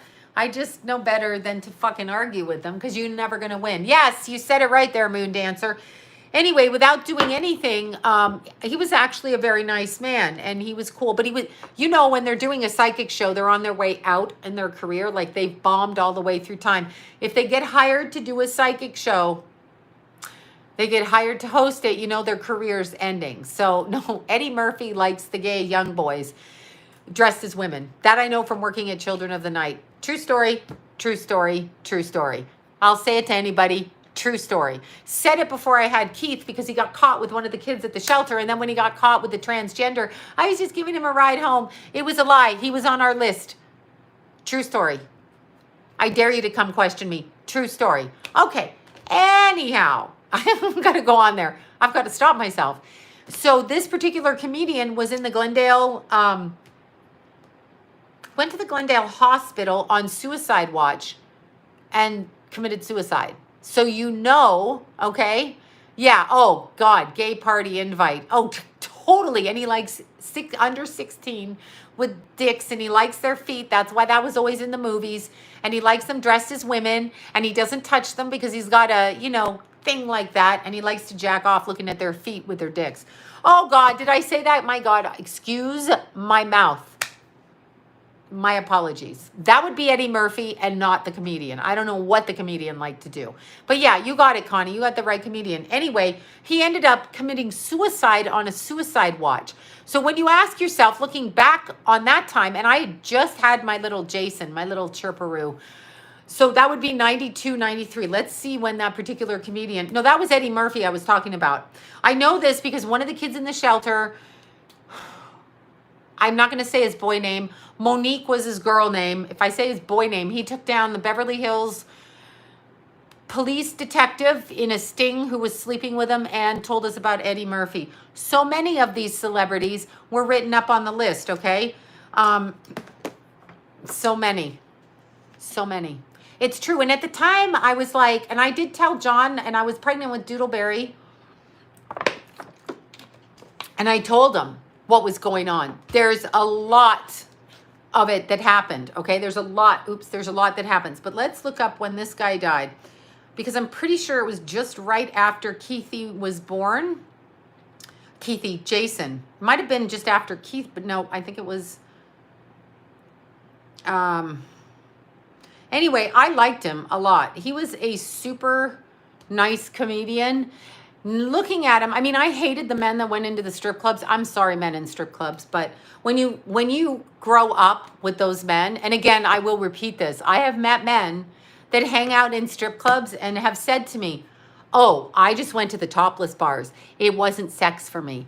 I never did that. It wasn't sexual. Well, you're in a whole lot of fucking denial, buddy. A whole lot of fucking denial. And you're sexualizing women, and you got to pay for fucking women because you're a loser. Sorry, men in strip clubs. All us strippers think that of you. So if we're nice to you and we talk to you, it's either because we're not out of our naivety mindset, or because we want something from you, or because we just want to fuck with your head and want money while you tip us, because it is, after all, a job. Okay? So you're a trick, and know what you are. Oh, God. Who said that? Anyway, yeah. Okay, let's see when he died. There you go. It was just after Keithy died, all right? So it was June 2nd, 1996. And now looking back on it, okay? Looking back on it, I wonder if he was murdered, because why would you put somebody in a hospital? And I'm really saying that. I'm really saying it. I wonder if his breakdown was because he was going against their money, not giving their money. Now, I will say this, and it was never advertised, but Johnny Carson paid off the mortgage on the house. I think he was a good old boy from Ohio. Where was he born? Oh, Hamilton, Ohio. Anyway, Johnny Carson paid the house off and took the wife out of debt, and I think there might have been 6 kids. Could be wrong about that. Kids. 1, 2, 3, 4. I don't know. 1, 2. Yeah, there's about 6 kids. 1, 2, 3, 4, 5, 6. 6 kids. So I'm not going to disrespect that, but I actually thought he was a nice... I don't think they're full of weirdos. I think they... Here's what I'm going to say to you. If you smoke a little weed when you're in school, have a cigarette, have a little drink, that's great. First time you try, smoke a little bit of heroin, yes, that's correct, Family Feud. You go into it next time you go into it a little bit deeper, right? And so you do something. It's like a pimp that takes a runaway. And now just humor me here. So when a pimp grabs a runaway girl, right? No, not Norm MacDonald. When a pimp grabs a runaway girl, child, 12, 13, the girl is looking to get away from an abusive home. She's looking for a daddy to be nice to her. Older pimp comes in, older boyfriend, whatever, couple years older, whatever years older, comes in, treats her nice, right? I'm going to take care of you. So the girl is looking for a family type connection, and older means family, means familiar, parents, that kind of thing, okay? Which is why young girls marry older men. I'll just speak for myself. It's a break in the family. It's a break.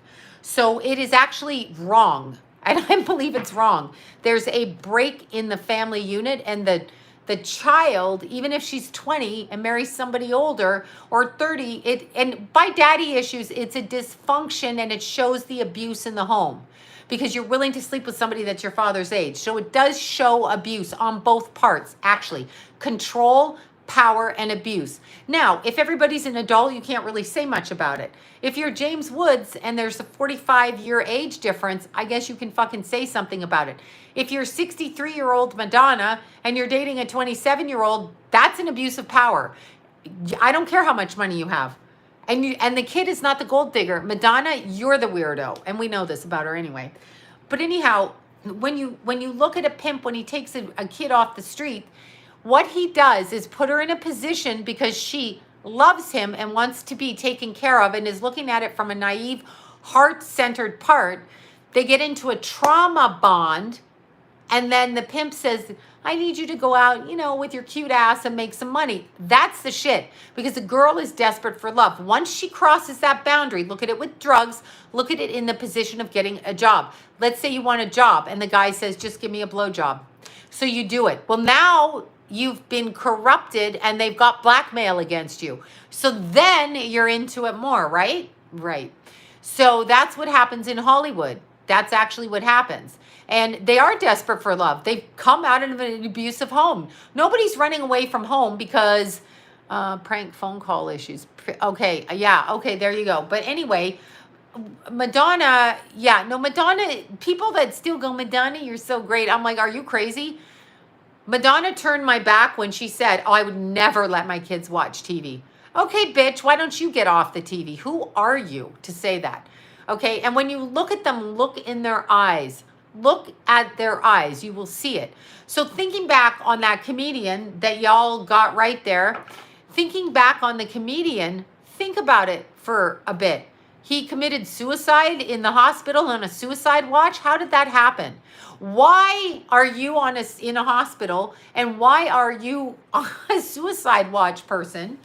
And why is the person committing suicide? What is that about? Is that the same thing as the McAfee thing? Well, you know what McAfee did. McAfee, because of the greed of the government and all the idiots in government, because they are truly idiots. I'm sorry if you work for the government. My apologies. You as a person I like. The government as a whole is an entity. Ooh, Chatham. There you go. Chatham, Ontario. Anyway, the government, when it was one of those stars, it's a night responding to crazy haters. Well, James Woods is an Aries, so we know what he is. He's an argumentative cocksucker. I'm sorry. That come out of my mouth. Forgive me. Well, Richard Pryor. Yeah, McAfee, but was he a genius? And here's the thing. No humans are Midland, Ontario. No humans are genius. We're not genius. What we are is some of us have a higher intellect. Toronto, my hometown, my people. We have an intellect, but they are outside of their body on the astral, which they don't teach most. So McAfee was one of them too. Nobody's going to tell me any different. He may have been a better one of them, but there's Kelowna. McAfee was one of them, or he wouldn't have had the intellect. You can't just access it. We are blocked here. It is gridded around here.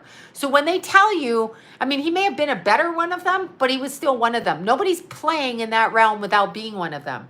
So yeah, of course he was. He didn't get it. And that's it. Before Keith died, Keith looked at me and he said, do you think Bill Gates did that shit? And I'm like, I fucking hate Bill Gates. No.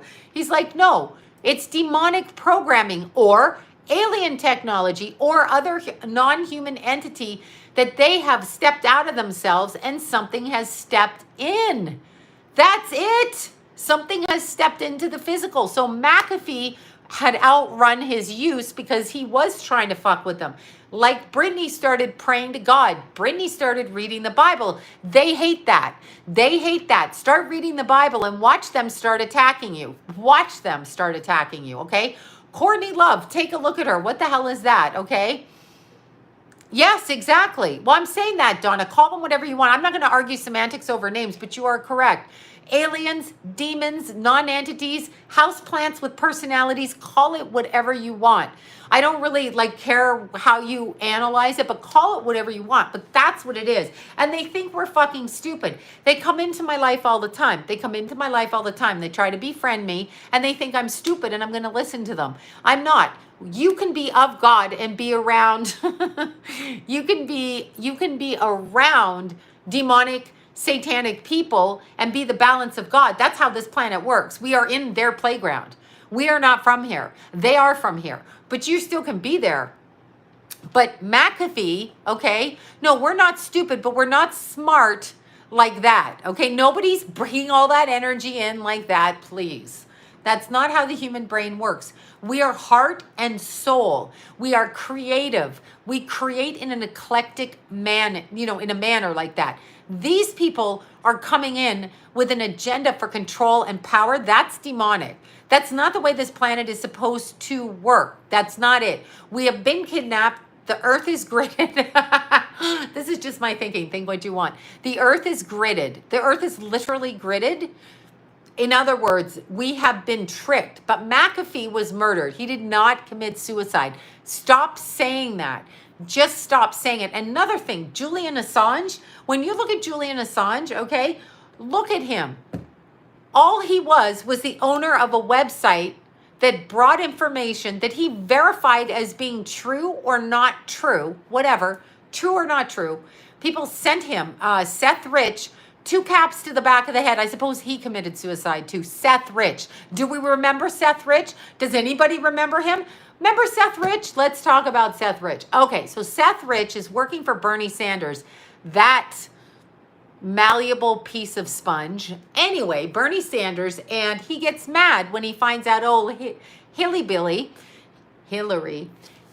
did something to Bernie to make him lose, right? So Seth is like, fuck you, Billy. This is what Seth's saying. In his head, he's like, I'm going to cause some mischief. I'm 32, 38, 36, something like this. He's like, I'm going to cause some mischief. I'm a guy. He's not thinking he's going to get murdered because he's in the naive, not awake yet to what they do. So what he does is he downloads all of the stuff off the DNC computer hard drive, and he just takes these emails. He's not reading through everyone. He's taking them, right? Taking them, yes, and he's doing it, and he's giving them to Julian Assange, who has a website that puts this shit up, right?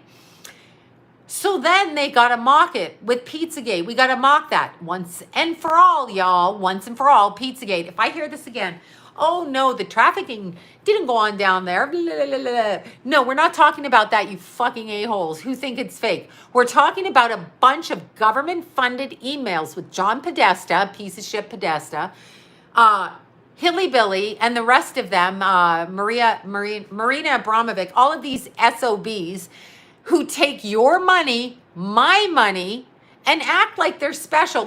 First of all, and I'm going to say this straight out there, when they started doing Pantsuit Nation with Hillary Clinton, I was appalled, and here's why I was appalled. If you are a woman and you want to look like that, she looks like that because she's dysfunctional in her physical appearance. So they're trying to fuck with us and think that women, no, she really was. There's something, of course Hillary's a lesbian. She's a lesbian, but not for that reason, not because of the pantsuit. Yes, Pizzagate is real. It is. Pizzagate is real. But what Pizzagate was, is it was saying, why is there all this conversation about pizzas? Why are these people using taxpayers' money talking about cheese pizza, pizza with pepperoni, Hamilton, Ontario, all of this shit? Why? It doesn't make sense. And why is John Podesta telling his realtor that he's left a napkin, a kerchief, a hanky, a something on a piece of property, and she left his pillow there with what he needed in it? I'm sorry. Yes, I know it's code words. I'm being facetious here. But the point is, the average public, because of the loser that was mind controlled, okay? Ew, I can't think about Hillary Clinton and Yoko Ono.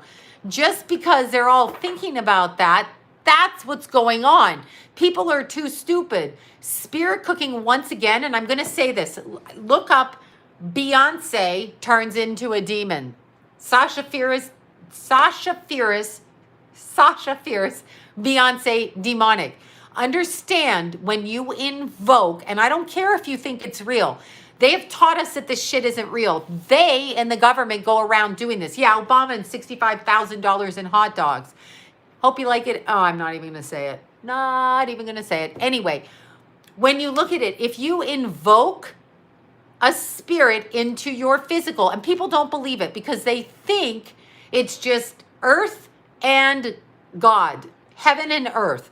They know nothing about the astral. I'm out of my body all the time. I could never stop myself from leaving my body, okay? So we're in and out of our bodies all the time. Beyonce's not even there, but watch her shapeshift into a demon. Watch her do it. Don't tell me it's, yes, and fried fish with Madonna singing. Like, we're all stupid. I actually have friends that comment on Madonna's stuff, and they're like, oh my God, Madonna, you're so brilliant. I can't be friends with them anymore. I can't be friends with them. I'm like, you're an idiot.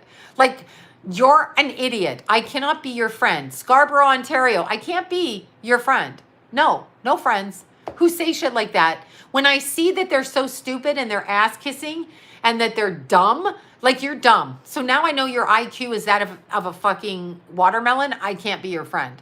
I can't be your friend. No friendships. We're done. And so I'm sorry. I don't know. When it's pointed out to you over and over and over again and you make excuses, walnut sauce. Exactly. So all of these things are in that. It is not that the children were being kidnapped out of the pizza parlor, obviously. It's that the orders, like a taxi hub, were being dispatched from that location. James Alefantis, if you saw, and I did screenshot every single thing of his, James Alefantis, his Instagram posts were pedo-erotic sick, okay? Problem with that. It's a huge problem. Now, why people don't see it, I don't understand. Then they're like, oh, Epstein Island, like, there was only 14-year-olds like Prince Andrew. They outed Prince Andrew to take one for the team because they don't want to talk about the satanic ritual sacrifice that goes on underneath the island, okay? Like, underneath. They don't. And tell me why Epstein had 3 dental chairs. John actually said to me is maybe he doesn't want to go to a dentist. I said, oh, is that right? I can't talk to you either. I can't believe I have family members that are this fucking stupid, okay? You are fucking stupid. I can't deal with you. I cannot deal with you. Can't. So now you're on the stupid list. And yeah, I'm going to call you stupid with this much evidence. Look at Queen Elizabeth, okay? Queen Elizabeth is running a prostitution ring out of Buckingham Palace. She's not, but one of her butlers is. Servants. She doesn't know? I know. John did say, I know, I can't be married to, he defends the Catholic Church. It's only a few pedo priests. I'm like, no. The church is satanic, you dingbat. It's completely, you've been lied to. And he justifies it saying he doesn't know anybody who was abused in the Catholic Church, but he does. He actually does. And I had to point it out, I got hung up on. So I can't talk to you. It's actually, you are an idiot. Like, you think you're so fucking smart? You're an idiot. Of course the Queen knows. Of course the Queen knows. The Queen knows, okay? So yeah, no, it's denial. He lives in denial with it. He thinks it's just a bunch of homosexuals hiding out in the Catholic Church. He doesn't understand the sodomy ritual. But then he will send me the shit about Bill Gates and Bill Gates owning all the farmland. So you know what I'm saying about Bill Gates, okay? So yeah, it's just really hard. It's hard because the whole family, I mean, even his daughter is putting his grandkids into Catholic school. Why would you do that knowing what you know? What the fuck is wrong with you? Like, do you want your kids to get abused? I mean, let's be realistic. It is witches at black masses. It is a satanic ritual with their robes, with their incense, with their spell casting, and they're only telling us half truths. The Vatican, dig that place up. Dig the Vatican up. Dig it up, okay? I know, but in this day and age, you would actually put your kids in Catholic school? What is wrong with you? What is wrong with you? What the fuck is wrong with you? Do your research. Do your research. Do your research. I can't take it anymore. I can't. Anyway, do your research with it, okay? Really, do your research. If you're putting your kids in Catholic school, you're an abomination to the human race because that is satanic. Yeah, I'm saying it right here. It is. Oh, they're too lazy and they'd rather poo-poo it. They'd rather poo-poo it. They're like, oh no, oh no. No, the priests are good. There are good priests. There are good priests. There really are good priests. There was a friend of my stepson who went to school. They all went to the Catholic school. Anyway, this kid, it was so important for his parents. This is brainwashing. His parents wanted their son to be a priest. Why would you want your son to be a priest? So he can't get laid and can never like have a family? Is that what you're saying? Is that what you're saying? Is that what you're saying? Because that's what I think you're saying when you want your kids. Like you think it's a high honor, so you think you're special because your son's a priest. They are simply human beings, okay? God speaks through those that pray to God and are of God. Not just people running around in weird-ass robes. That robe thing, think about that for a second. Yeah, it's some kind of MK Ultra for sure. Having said that, this poor kid, I remember seeing his parents at a restaurant, and it was 6 months later we were in their shoes because Jimmy was dead. But they had all gone to this kid's funeral. He had gone to the seminary somewhere in Northern California, and I don't remember where it was, and I don't remember much about it. And I did never meet the kid because I didn't go to school. It is a cult. 2,000 years ago, Catholicism would have been a cult. Scientology will be the next cult coming up, okay? The robe, it might be comfortable. You're right. They wear underwear under that? Boxers or briefs? Okay, sorry. Not allowed to talk that way. Anyway, you got to be suspect of a man that's stifling his sexual energy. Yeah, there was in Northern California. Anyway, this kid went home on a break from the seminary and shot himself in his backyard. Why? What happened there?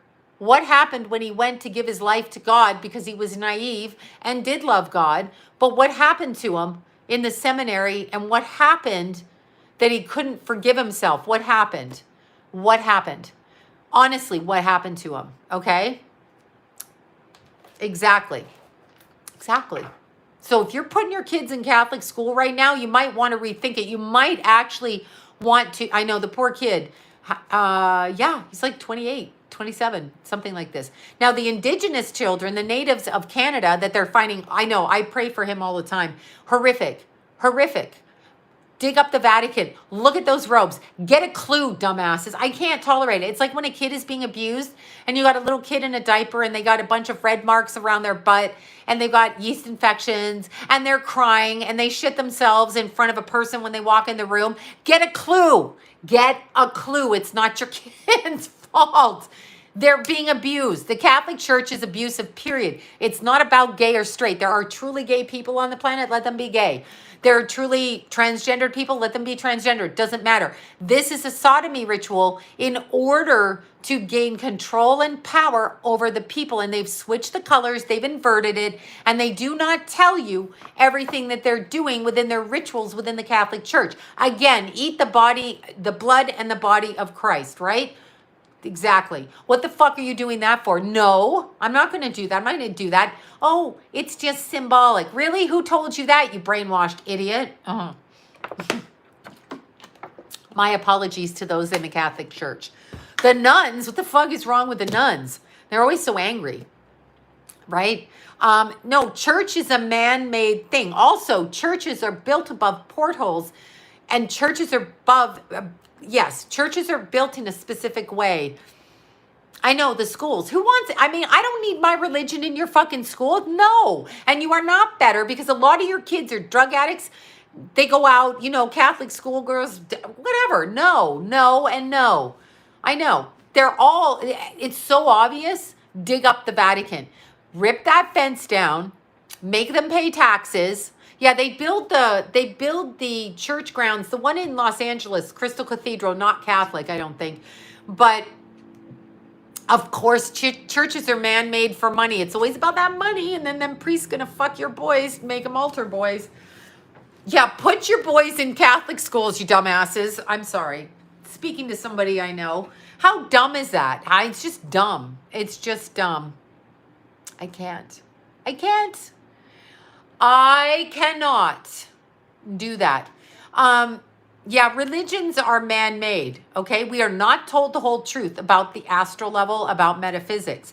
Once you live in a metaphysical world, you cannot go back to what they talk about in these schools because you know it to be different from your own experiences. If you've had a near-death experience, if you've watched somebody die, if you've had out-of-body experiences, you cannot go back.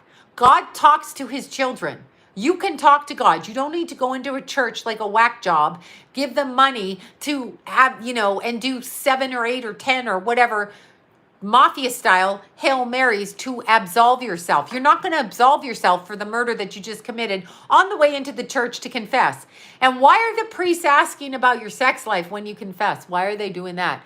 Why are people told that sex is wrong? Because they are whack jobs. I'm sorry, you're not thinking. I really can't tolerate it anymore because deliberate denial in everything is a huge problem, okay? Huge problem.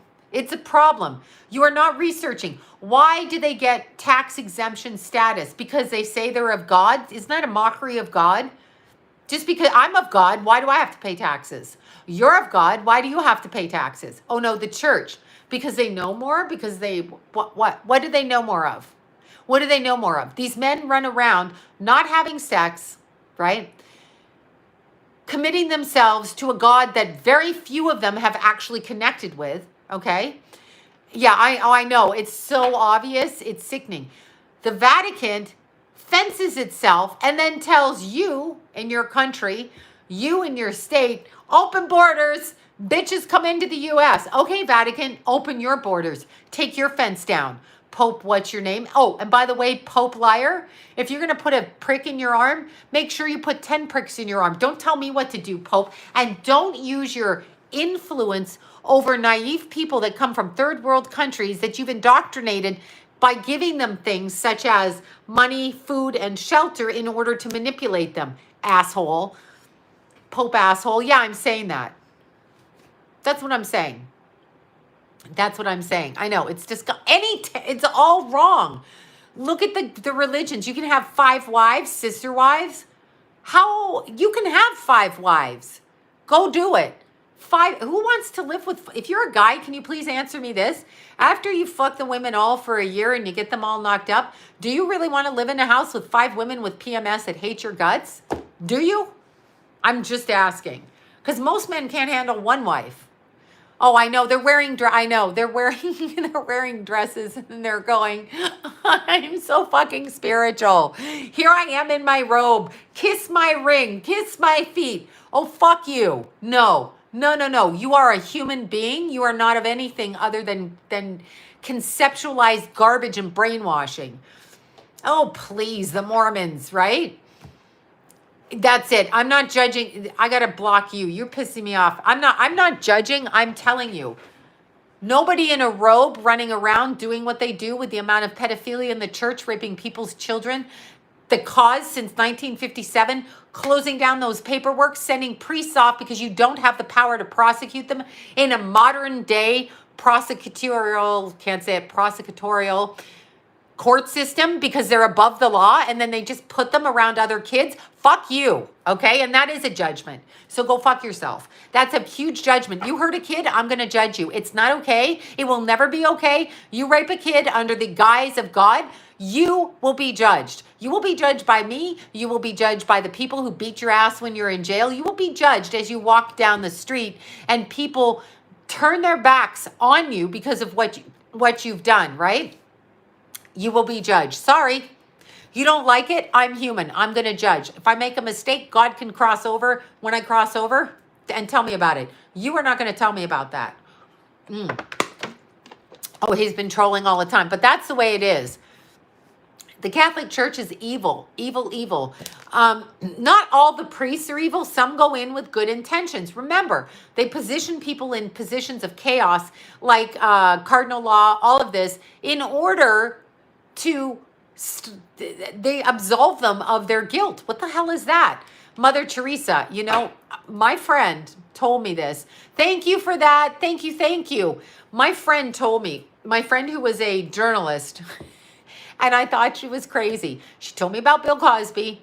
She told me about the ritualizing of children in Africa years before any of this came out.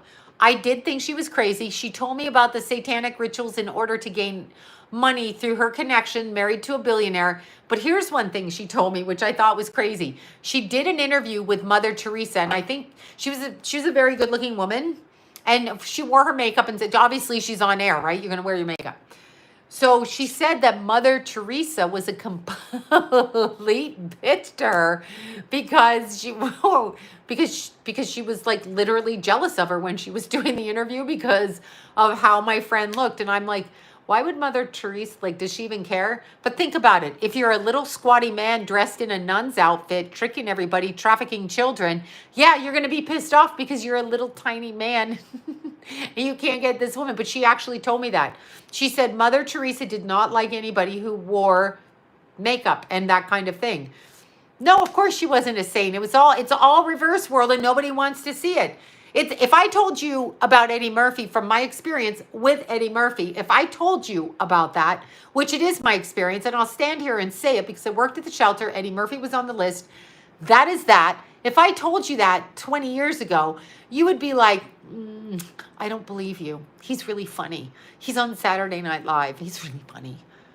Okay, sure. That's what we were taught. Mother Teresa, now this is what I'm going to do, okay? This is what I'm going to do. I'm going to start looking at your face.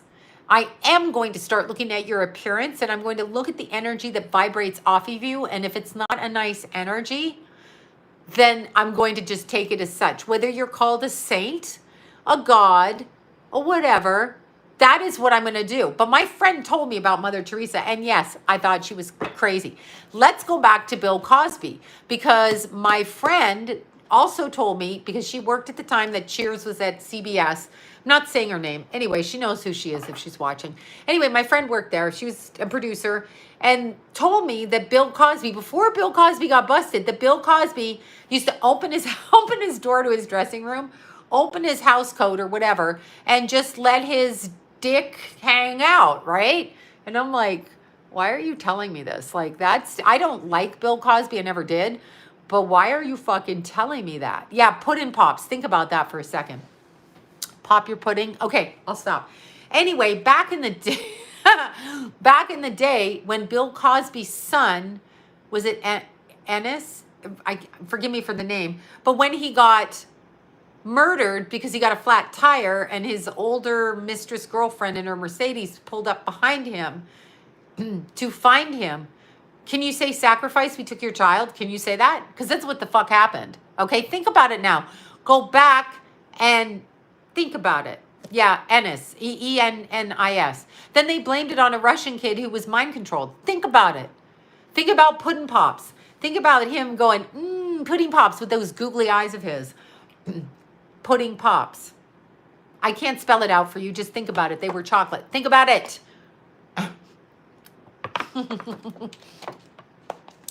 Yeah, exactly. Think about it. Think about it. All they want. And he's mocking us the whole time. But, you know, here's where I feel a little bit sorry for everybody involved in this. It's time to spray the love spray again. Just so I don't get kicked off of YouTube.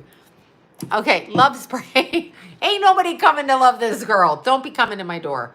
Okay, that's like a joke. Anyway, no, pudding pop. Think about it. Yeah, I'm trying to spray the love. So just go back and think about these people. Because how it works metaphysically is if you sell yourself. Now, keep in mind, you can't sell your soul because you don't fucking own your soul. You are a child of God. But the counterbalance of God, known as Lucifer, Satan, one and the same, two of the different, split personalities, whatever, who rules this dimension, okay, who rules this dimension, can trick you. He can say to you, you know what? I can give you everything you want. Yes, I can. And I'm going to tell you the story about Bill Cosby. So I can give you everything you want. You can be the most famous comic. You can break the race barriers. You can do everything, but you're going to work for us, bitch. That's what they're saying. You're going to have money and cars and mistresses. You're going to fuck anybody you want. That's what these men like, you know. You can have Ferraris. You're going to have a nice life. You're going to blah, blah, blah, blah, blah. Everybody going to know your name and lights. Who doesn't want that? We are taught to want that, okay? Why wouldn't we want that? They can pay their bills. They can do all kinds of things. It's actually really, that's so funny. It's actually really a good thing to do because, like, that's what we're taught. Oh, how beautiful. I'll have to cut. Anyway, somebody sent me a beautiful picture. Anyway, of their house, out of the sunset in Miami right now. Beautiful. Yes, I heard about Miami. It's called Sound Waves in a Breakdown. Anyway, am I being cut off again? Okay, all of this aside, you can believe anything you want, but once you sell out, it's a trick. While you are in the physical body, your soul, okay, so if you agree to it, they cannot get into your house without you agreeing. Never agree. Because you can make enough money, you can do it. You're going to get on the other side anyway. And what you do here, do you think, I mean, I mentioned to a bunch of 30-somethings, people, where was I? Oh, I was at Paige's house. So I mentioned to Paigey, there was that movie Stand By Me on. So Paigey's making her yummy Chinese food lunch, and Izzy's there, Paigey, and they got the vampire movie on.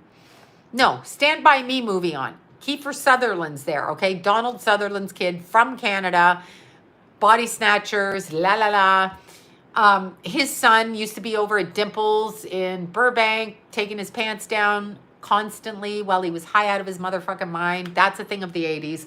You'd have to have been in Dimples, little teeny place. Jason's friend Ian knows about it because he used to work at Dimples when he was a kid, cleaning up and stuff. They had karaoke there and other stuff. It was a bar. It was a little bar, right? I think it's where Whole Foods is now, or there might be apartments there. Anyway, Kiefer was always in there. If you went in there, he was always whipping his pants down. He was in his undies. He was out of his undies. He was smoking, when you could smoke in bars, hanging all over, la, la, la, la, la, okay? That's where he was. Yeah, that's back in the day. Do you remember that now? Do you remember? You remember it. Yeah, see? His undie trunks, whatever. So Paigey looks up and she's like, isn't that? And it was Corey Feldman. And I said, yeah. And she goes, oh, I like that guy in the vampire movie, Kiefer Sutherland. So we're talking about River Phoenix in the same movie, Stand By Me. These girls, Keithy's age, Izzy's younger. These girls are like, you know, River Phoenix died. Like, they don't even know who he is. So your fame and your money and your Beyonce demonic, Sasha Fierce transition, shape-shifting bullshit, nobody gonna remember your shit. So you're getting money now, and you think, like Whitney Houston thought, that you're gonna be a god when you cross over. That's what they're doing. They're making us adorn them with our energy. They attach to our energy. They need us. We don't need them. But that's true. I don't need your demons to pray for me. Exactly. But that's what it is. And crack is whack. I mean, she's correct. Crack is whack, but she was on crack and coke and meth and everything. So yeah, Jello pudding pops. Think about that now. So when they agree to it, it's a trick here because we're here. So like if you're in prison, let's just look at this as societal sex in prison. I know I'm switching topics. That is a real thing that happens. So in society, if you're a dude and you go to prison, or you're a chick and you go to prison, you could be straight on the outside, but you're going to be giving it up on the inside. It's called societal sex. In order to get along, you're going to do what you're going to do, or you're going to get the shit kicked out of you. That's just the way it is. Just the way it is. These men and women get so tormented, the ones that are straight, when they come out of prison, because they don't want to do that, right? Don't drop the soap. in either prison. That's right. So they get raped, they get abused. It's an atrocity. It shouldn't really be happening, but that's what happens. So that's societal sex, meaning the society with which you live in order to get along, that's what you have to do in order to get along, especially long term, etc. Okay. So let's look at it this way. You're on planet Earth. We're in jail here. So some of these people are saying, and Jason, call your fucking mother. That's me, Jason. Anyway, some of these people are saying, I want money, I want the Bentley, I want the chicks, I want the rapper's life, I want the movie star's life, I want the rock and roller's life, I want to own my own private jet, I want to make $1 billion and whatever, gay for stay, exactly. So they all want this stuff. So they agree because they don't believe it's real. Also had this argument, my family. Well, I pray to God, just in case. Really? You spent your entire life in Catholic school and that's what you say? That's your belief? Okay, fine. So these kind of in the middle of the road are easy targets for this kind of thing, right? If you don't really believe there's a God, then you probably don't really believe there's a devil. So if you make some kind of an agreement with some dude who's going to give you, a movie contract or a basketball contract and you sign it and you're really signing away your energy, yourself, your essence, right? If that's what you're doing, and you don't believe in God, then you don't believe in the devil either. So you're like, it's not really going to happen because it's not real, right? Into perpetuity. So you end up doing it. So there you did it, right? You did it. You signed the contract, Katy Perry. Yeah, well, her dad's it's just obvious. Anyway, so you do it into perpetuity. You give it away. God's always going to rescue you. That's Britney Spears. She came into a family. It was done to her. It was coerced. She was under the age of 4. She was ritualized, sexualized, put out there, signed into perpetuity, owned, slaved, muzzled, drugged, medicated, but she found her way back to the Bible. God always appreciates that. She found her way back to the Bible and started reading it according to a quote of hers to help bring her children out of the shame or the fear that she had. They would go down where she was going, right? Talking about Britney. So these people, when they cross over, if you ask for help, you can ascend out. But the people, they sell out, so they live here. So what happens? So let's say your little baby, Beyonce, right? Britney will be freed. But the freeing of her is on a soul level. This is a spiritual war with her. It has nothing to do with this money and this shit. That's irrelevant here. It's relevant here, but it's irrelevant there. So, Bebe, she let the demon in. She made the deal. She married Jay-Z. Jay-Z be doing what P. Diddy be doing, which is, popping everybody with the Jell-O pudding pops up the ass. Yeah, pudding pops up the ass. Anyway, Jay-Z, I call you out. You be doing that, boyfriend. P. Diddy, you be doing that, boyfriend. Okay, pudding pops. Bieber, Drake to Bieber. Come on now. Come on. Okay, nobody with talent is really out there. What's out there is what should not be out there. Yeah, pillow biters. Exactly. So those that want that huge Jay-Z level go in. So Beyonce, Bebe, she says, sure, I'm going to marry my man. I'm going to go along with him, much like a woman that goes to her pimp and thinks, yeah, I'm going to shoot up heroin and fuck all those guys and give my money to my man. Just think about it like that. So we're going into the metaphysical, but think about it in the practical, right? So the little girl prostitute does that to the older man, gives him all her money, sucks all the dick, puts out in the cars, gives Mr. Pimp Daddy money. Daddy takes all the money, right? Daddy takes all the money. So Jay-Z be daddy for these rappers. Drake be these daddy for these rappers. P. Diddy be being a weirdo grandfathering everybody in with his P. Diddy. It's P. Diddy. Anyway, all of that aside, yeah, I know Kiefer was an alcoholic. Ask yourself why. He's born into Donald Sutherland's family. Well-known Hollywood family from Canada. Okay, Donald Sutherland, wife, both, all of them in the industry. All of them. Donald Sutherland had sex on stage with one of his movies, the one in the Body Snatcher movies from Quebec. I can't think of her name. I can't remember everybody. Anyhow, so just look at it like the little prostitute girl giving all her money to the pimp daddy and doing what she doesn't want to do because she wants him. Now look at Bebe. Bebe want to be, I'm talking about Beyonce. Beyonce want to be famous. She want to shake her ass like that. She want all that money, and she wants all of you all sending your energy so she can send it back out and hook it right back into you. That's no more pudding pops for you. Boom. Charlie Sheen, same thing. That's what she wants. So then when she agrees, you know what happens? Just try to conjure up, going back to Marina Abramovic in spirit cooking, bringing the essence of an entity into an inanimate object in order to grow the power of that energy, capture it for your own use. Thing is, once the genie get out of the bottle, the genie do fucked up shit because you entrapped the genie. Now the genie free. What's the genie going to do to you? You made the genie bow to your will. Now the genie's out of the bottle. What is going to happen to you? The genie going to fuck with you. That's what's going to happen. So spirit cooking is using the essence of the human being, the creative parts of our body, soul, energetic spirit, and putting it into something inanimate and inanimate water bottle, clown doll, china cabinet, urn, planter, I don't care what it is, sculpted, whatever, growing it, bringing an entity into it and birthing it. Okay? That is what spirit cooking is. Now people go, that can't really happen. Well, if you've been on the other side, out of your physical body, then you know you go through the astral level, and there's all kinds. Gollum, the evil lord, crept up and slept away with her. Thank you. Thank you, Robert Plant, Jimmy Page, and Led Zeppelin. Exactly. Exactly. That's what they're talking about. Everybody thinks it's big fucking crazy. It's not.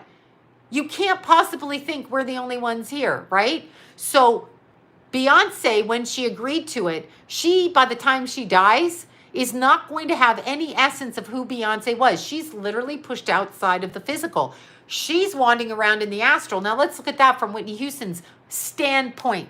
Whitney Houston, who thought she was going to be a fucking god because, you know, let's all bow to Miss Whitney. She was a Leo after all. Anyway, us Leo types like you to bow at our feet, but I'm usually talking about our boyfriends, not necessarily the whole country. Anyway, when we look at Whitney, she stepped out of her body. Where does she go? In the interim, when they are out when they sell out and they're out, they see whatever they want, like a mirage, So you're running through the desert and you're like, just give me the water. So suddenly the water mirage shows up and you're like, oh yes, water. Give me the water. Pimped out and sold. Exactly. So you go and you look for the water, but you keep running and you're like, where's the water? And it's gone, right? So these people, when they step out of their body, they are shown a hologram, a projection, a whatever of what is out there, what they want. The boys they want, the girls they want, this, that, and the other. Ramble on. I know, right? It's a fabulous song. But they're shown what they want. Now, when they actually leave the physical body, and because the demon's been in them so long, or Sasha Fierce, or whatever, right? Okay, the red statue. I don't know what you're talking about. But anyhow, when that happens, they leave their body and suddenly it's not as it appears because you've been tricked. Canadians do look scary when they get old. It's a snow and ice thing. Our eyebrows hood down and we get all like this, you know. It's that kind of thing. There are different levels of people. If you send your child to New York City, are they going to go to the good people, the in-between people, the dark people, the pimp people? Who are they going to? Exactly. That's what I want to say. No, Canadians are wonderful people, but we age strange because keep in mind our eyebrows and our lashes are from the cold, right? So, no, I didn't hear Whitney read the Bible, but keep in mind when they go up there and they say, I pray to God, you have no idea what anybody's God is that they're doing. Yes, Miami was sound waves, and I'm sure shitty. They love this. They need this mass shit to go on so that the whole world turns the TV on and goes like this, and then they get their energy. They love it when we're in pain. Don't let any pain. Even when Keithy died and I was in the worst fucking pain of my life, and it went very public, as in it was written up. There was another kid that died. Even Jason's like, where is that kid's death write-up? Nothing about that kid, only Keithy. So I was lucky. I was very numb because they could get nothing off my numb self. Nothing, nothing, nothing, nothing, nothing. So you don't want to give them because it's a lower vibration. Keep in mind, they want you to be a lower vibration. Okay, let's just talk about Elvis here. Okay, Elvis the King. Why are we calling Elvis the King? Elvis, you be sold out, right, buddy boy? You sleep with your mom too? Oh, God. I get in trouble for saying shit like that. My apologies. But let's look at Elvis. Elvis chose at 24 years old to go get Priscilla, who was 14. That's not right. She's 14. I don't care if her parents gave her to Elvis. I don't care if your parents gave you to Elvis. Elvis could come and get my boys, my girls, my Lila, and I'd be like, no, you don't. She's a child. No, you don't. Stop that. He was a pedophile. That's pedophilic. And then they tried to tell us that they slept in the same bed. Same bed, right? Slept in the same bed, and he never boinked her till he married her. Yeah, who are you talking to? Unless he was gay. I could buy that. Jerry Lee Lewis marries his 13-year-old cousin. Is this normal? Is this like a good thing? Is this good? Is this good? No, it's not. No, I think it was sound waves. But the Beatles, yeah, exactly. Bullshit. I just think it's really wrong. And the reason that they're able to have sex with everybody is because they go both ways because they're in a sodomy ritual. That's how they perform the ritual in order to open up the spinal column through trauma. Now, if you don't believe that happens and you don't believe you have a third eye and you don't believe you have chakras, I can't help you, but we are not just physical. There are other things. So that's actually what happens. Just saying, I have to calm myself down. I have a fucking nervous breakdown. But Elvis is, I'm sorry, Elvis is a child abuser. That's what he is. Don't marry a 14-year-old. What the fuck is wrong with you? Now, Priscilla, she married him, and I don't blame her. Let me look at this. This is another thing I had to ask. I put up things on Instagram where they all cover their eye. Why the fuck are you all taking pictures covering your eye? What is wrong with you? I heard about David Bowie, Jimmy Page, all of them. They go after younger women. That's what they do. And the younger women are like, I fucked a rock star. I get it. They think that it's important. Yeah, I have Horus, third eye. Priscilla was 14. Do you remember being 14? And what about at 20? And then what about at 30? And then what about at 40? Do you think you changed your mind? Exactly. Right. Okay. So they do it to keep... I know what they're doing. 14's too young, and her parents sold out. Her parents sold out. Sold out. You do not sell your child. Elvis wasn't a king. He was a pedo. Sorry, I liked his music. He's a very good-looking man. But he was with a 14-year-old, and he was in our army, and he was running around with all that nonsense, leading young men in to fight. Oh, okay. So anyway, I've lost my mind. It's what happened. Yeah, well, the breakdowns. Now, Paul Walker's interesting because some of my friends at the coffee shop actually are very good friends with Paul Walker, the Paul Walker family. And apparently there was an accident with the tire, those tires on the Porsche. This is just what I remember hearing back then. The tires on the Porsche apparently were too old for some reason. And so they dry out. They need to be a certain level because it's a racing car what he was driving. So obviously it crashed, and I don't really know what that's about. But anyhow, yes, just saying. That shit went on. Yeah, they feed off of... Yeah, militaries, the MK Ultra comes out of there. They feed off of our fear. So even if somebody in your family dies or is murdered or is upset, don't show them your fear. Show them the beauty of your loved one because they hate that. And that's elevating the energy. They hate it. They hate it. They hate it. Yeah, they hate it. Hate it. Don't let them do it. Elvis was constipated. Yeah, Elvis was on a lot of opioids. So Elvis just didn't make it famous for a reason. Come on now. And what was that with his mother? What was that? Some kind of weird ass game? What was all of that shit? Why are they pushing that? They make this whole story about Elvis as if we're supposed to do it. I feel sorry for his family, and I feel sorry for Lisa Marie, because you're born into a family. That's another thing. You're born into a family like Britney, like Priscilla's family, like all of them. You're born into a family. So when you're born into that kind of family, you maybe don't know it's different. So they're tricked. So God forgives that on the other side. That's it.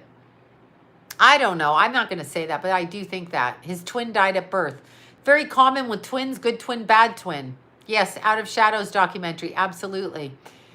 Yeah, exactly. Anne Margaret's another one. Well, no, Anne Margaret, who I found really interesting was Charo. Do you guys remember Charo? Gucci Gucci. Charo, okay? So she was a flamenco guitarist and actually a really good musician. Her husband just committed suicide in the last 2 years. Why? Why?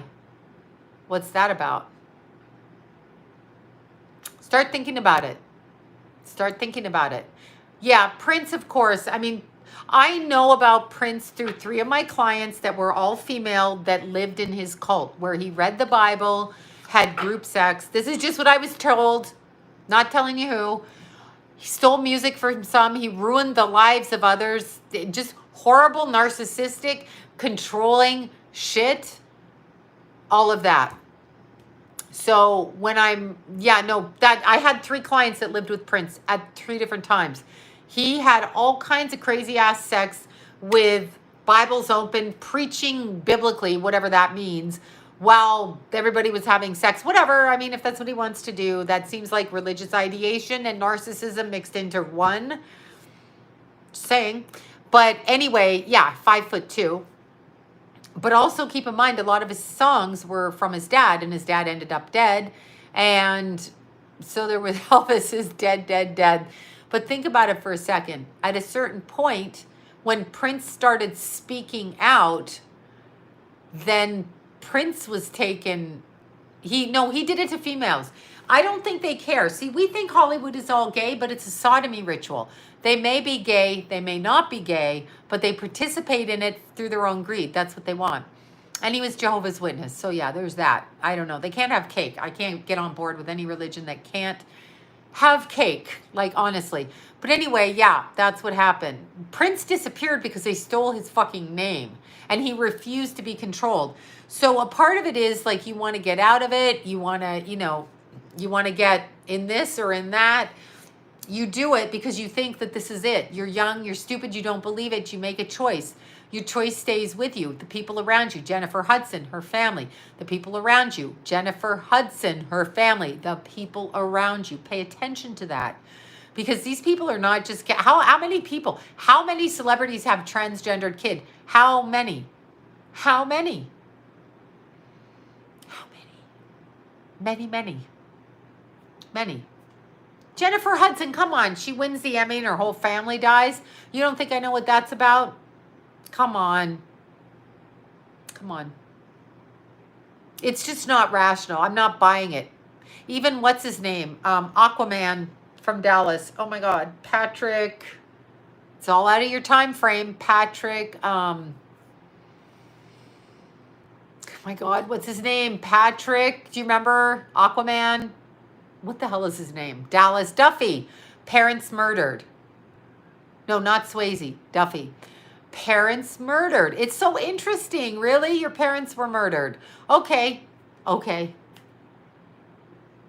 Exactly. Yeah, psychics are targeted by society. Psychics are, I went to school with a girl, Kimberly, when we were in acting school way back, and she was on Dallas. And I remember being in an audition room. She was up on the channel, but she didn't go farther with her career, and she had a lot of like doorways open, and I don't know what happened to her, but I always wondered why she quit. Yes, SRA. Yes, that's correct. Anyway, yeah, It's either psychics are targeted by everybody. That's why we're mocked. They discredit us. That's why they don't like people. Heather Locklear, now that's a whole thing with Charlie Sheen, with the kid, with all of that, with the child stuff. Yeah, that's a whole thing. You know, of course she had a nervous breakdown. Where is Jeffrey Dahmer's spirit? I don't know. Understand though, Jeffrey Dahmer, child of some Sarah Ruth Ashcroft, Tom Hanks. That's right, sold to Tom Hanks by her father, Michael Jordan, sellout. Anyway, when you look at somebody like Jeffrey Dahmer, in court, he said, I don't know why I did it, I don't remember. Dana Plato as well. That was a shock. She was going off the rails. So, yeah, who doesn't love me some Tommy Lee? But all of that aside, wait, who was I just talking about? I've gone off my rocker right now. Who was I just talking about? No, I can't remember. No, not Michael Jordan. Can't remember. Who was I talking about? Oh, Jeffrey Dahmer. Excuse me. Anyway, Jeffrey Dahmer said, I don't know why this happened. I don't remember doing it. He was a child of military, probably mind controlled, in psych wards, having these issues happen to him. And then he mimics kind of ritualistic stuff and the glory, like artwork of the dead body, right? And he's like a wild animal and he does it. Now, if he's really a child of God that was controlled by the military as a child against his will, then he's going to go to God, because he was an alcoholic as well. Exactly. But if he's choosing this of his own, then he's going to have to ask to go to God. The demon is jumping bodies. The demon is jumping. So the demon jumps. You know what I'm saying? The other thing is, and I just pulled it out today because I wanted to put it on my, up on my Instagram. Oh my God. I didn't put it up on this. John Podesta and the Podesta brothers artwork, and the image in Podesta's brother's hallway in gold, okay? In gold, backwards with its head cut off, right? As Jeffrey Dahmer's victim was found that way. Ask yourself why a Podesta put that in gold. Because it's what they like, okay? Because it's what they like. They worship it. That's what they like. If you like to suckle your baby and love your baby, they want to destroy your baby. If you have a happy thought in your head and you pray to God as a child, they'll put a bad corruptive thought in your head. If you watch and like flowers, they'll chop down all the flowers and trees. That's what they'll do. That's what they'll do. That's what they do. They don't like us. Yes, I'm doing the video on Summer Wells. I did it. I have to redo it because I don't like the way I look. True story of a Leo. That's what it is.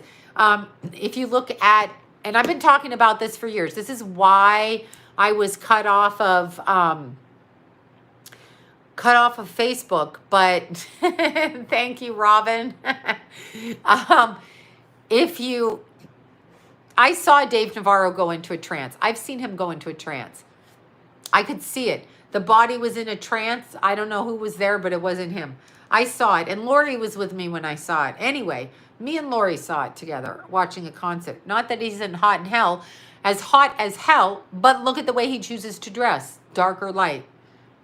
Right?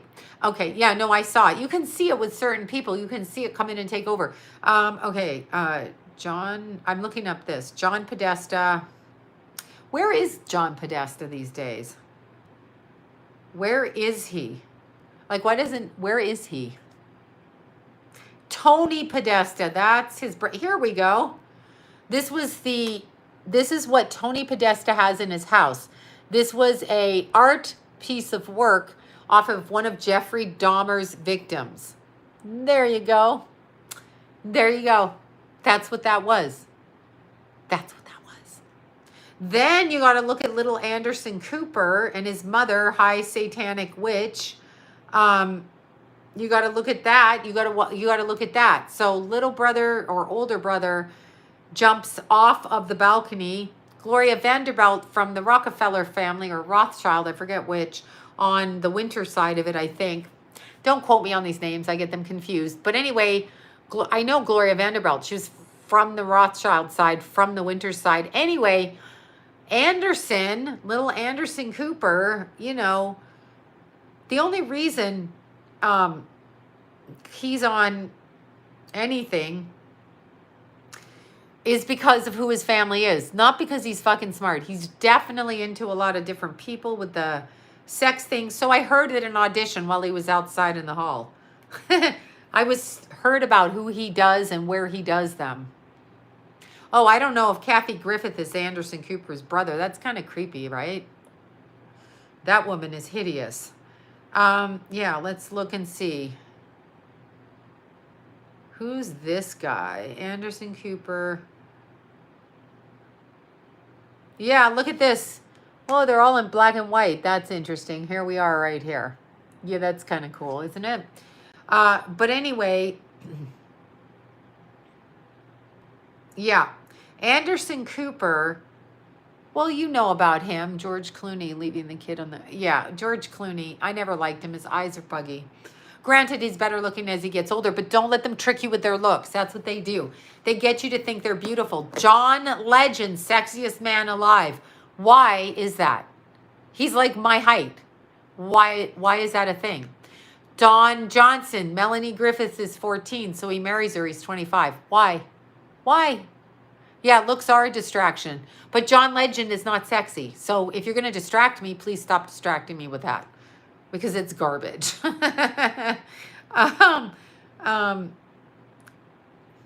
Yeah, it's Podesta. Sorry, I don't have this up. It's on that phone. Podesta. See, I'm getting anxiety now. Of course I am. I don't know what Trump is. I'm assuming he's one of them. Artwork. All right, let's look this up again. Oh my God. Don Lemon annoys the crap out of me. Not for any other reason than his teeth. Which makes no sense, but nonetheless. Here you go. Yeah. Here you go. Spirit cooking. There's an image of a baby suckling on that. Do you see that? Let's look at that. That's nice. 6 artwork that celebrates motherhood. I'm sorry. They're mocking mothers again, aren't they? Yes, they are mocking mothers. It's so awesome when they do that. They mock us. That's why every man is dressed up like a woman. Now here we go. This was in the Vanderbilt pool. Some of you said this correct. Look at their little red hands covering their little butts after they got sodomized. That's a rape pool, a rape thing, whatever. Oh, and here's Anderson right in the middle. Right there. So the Podestas have all of this. I put this up for ad nauseum. It's been 5 years on Facebook like a crazy person.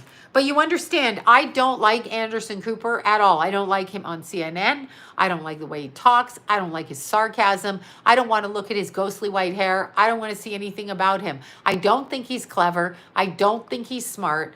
But if you're going to do this to a child, I think that if your family allows this, I actually believe that God will rescue you when you cross out if you ask for help.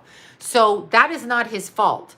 Although, if you go back through metaphysical incarnation, did you incarnate into the same family? He's a puppet. He looks like something, right?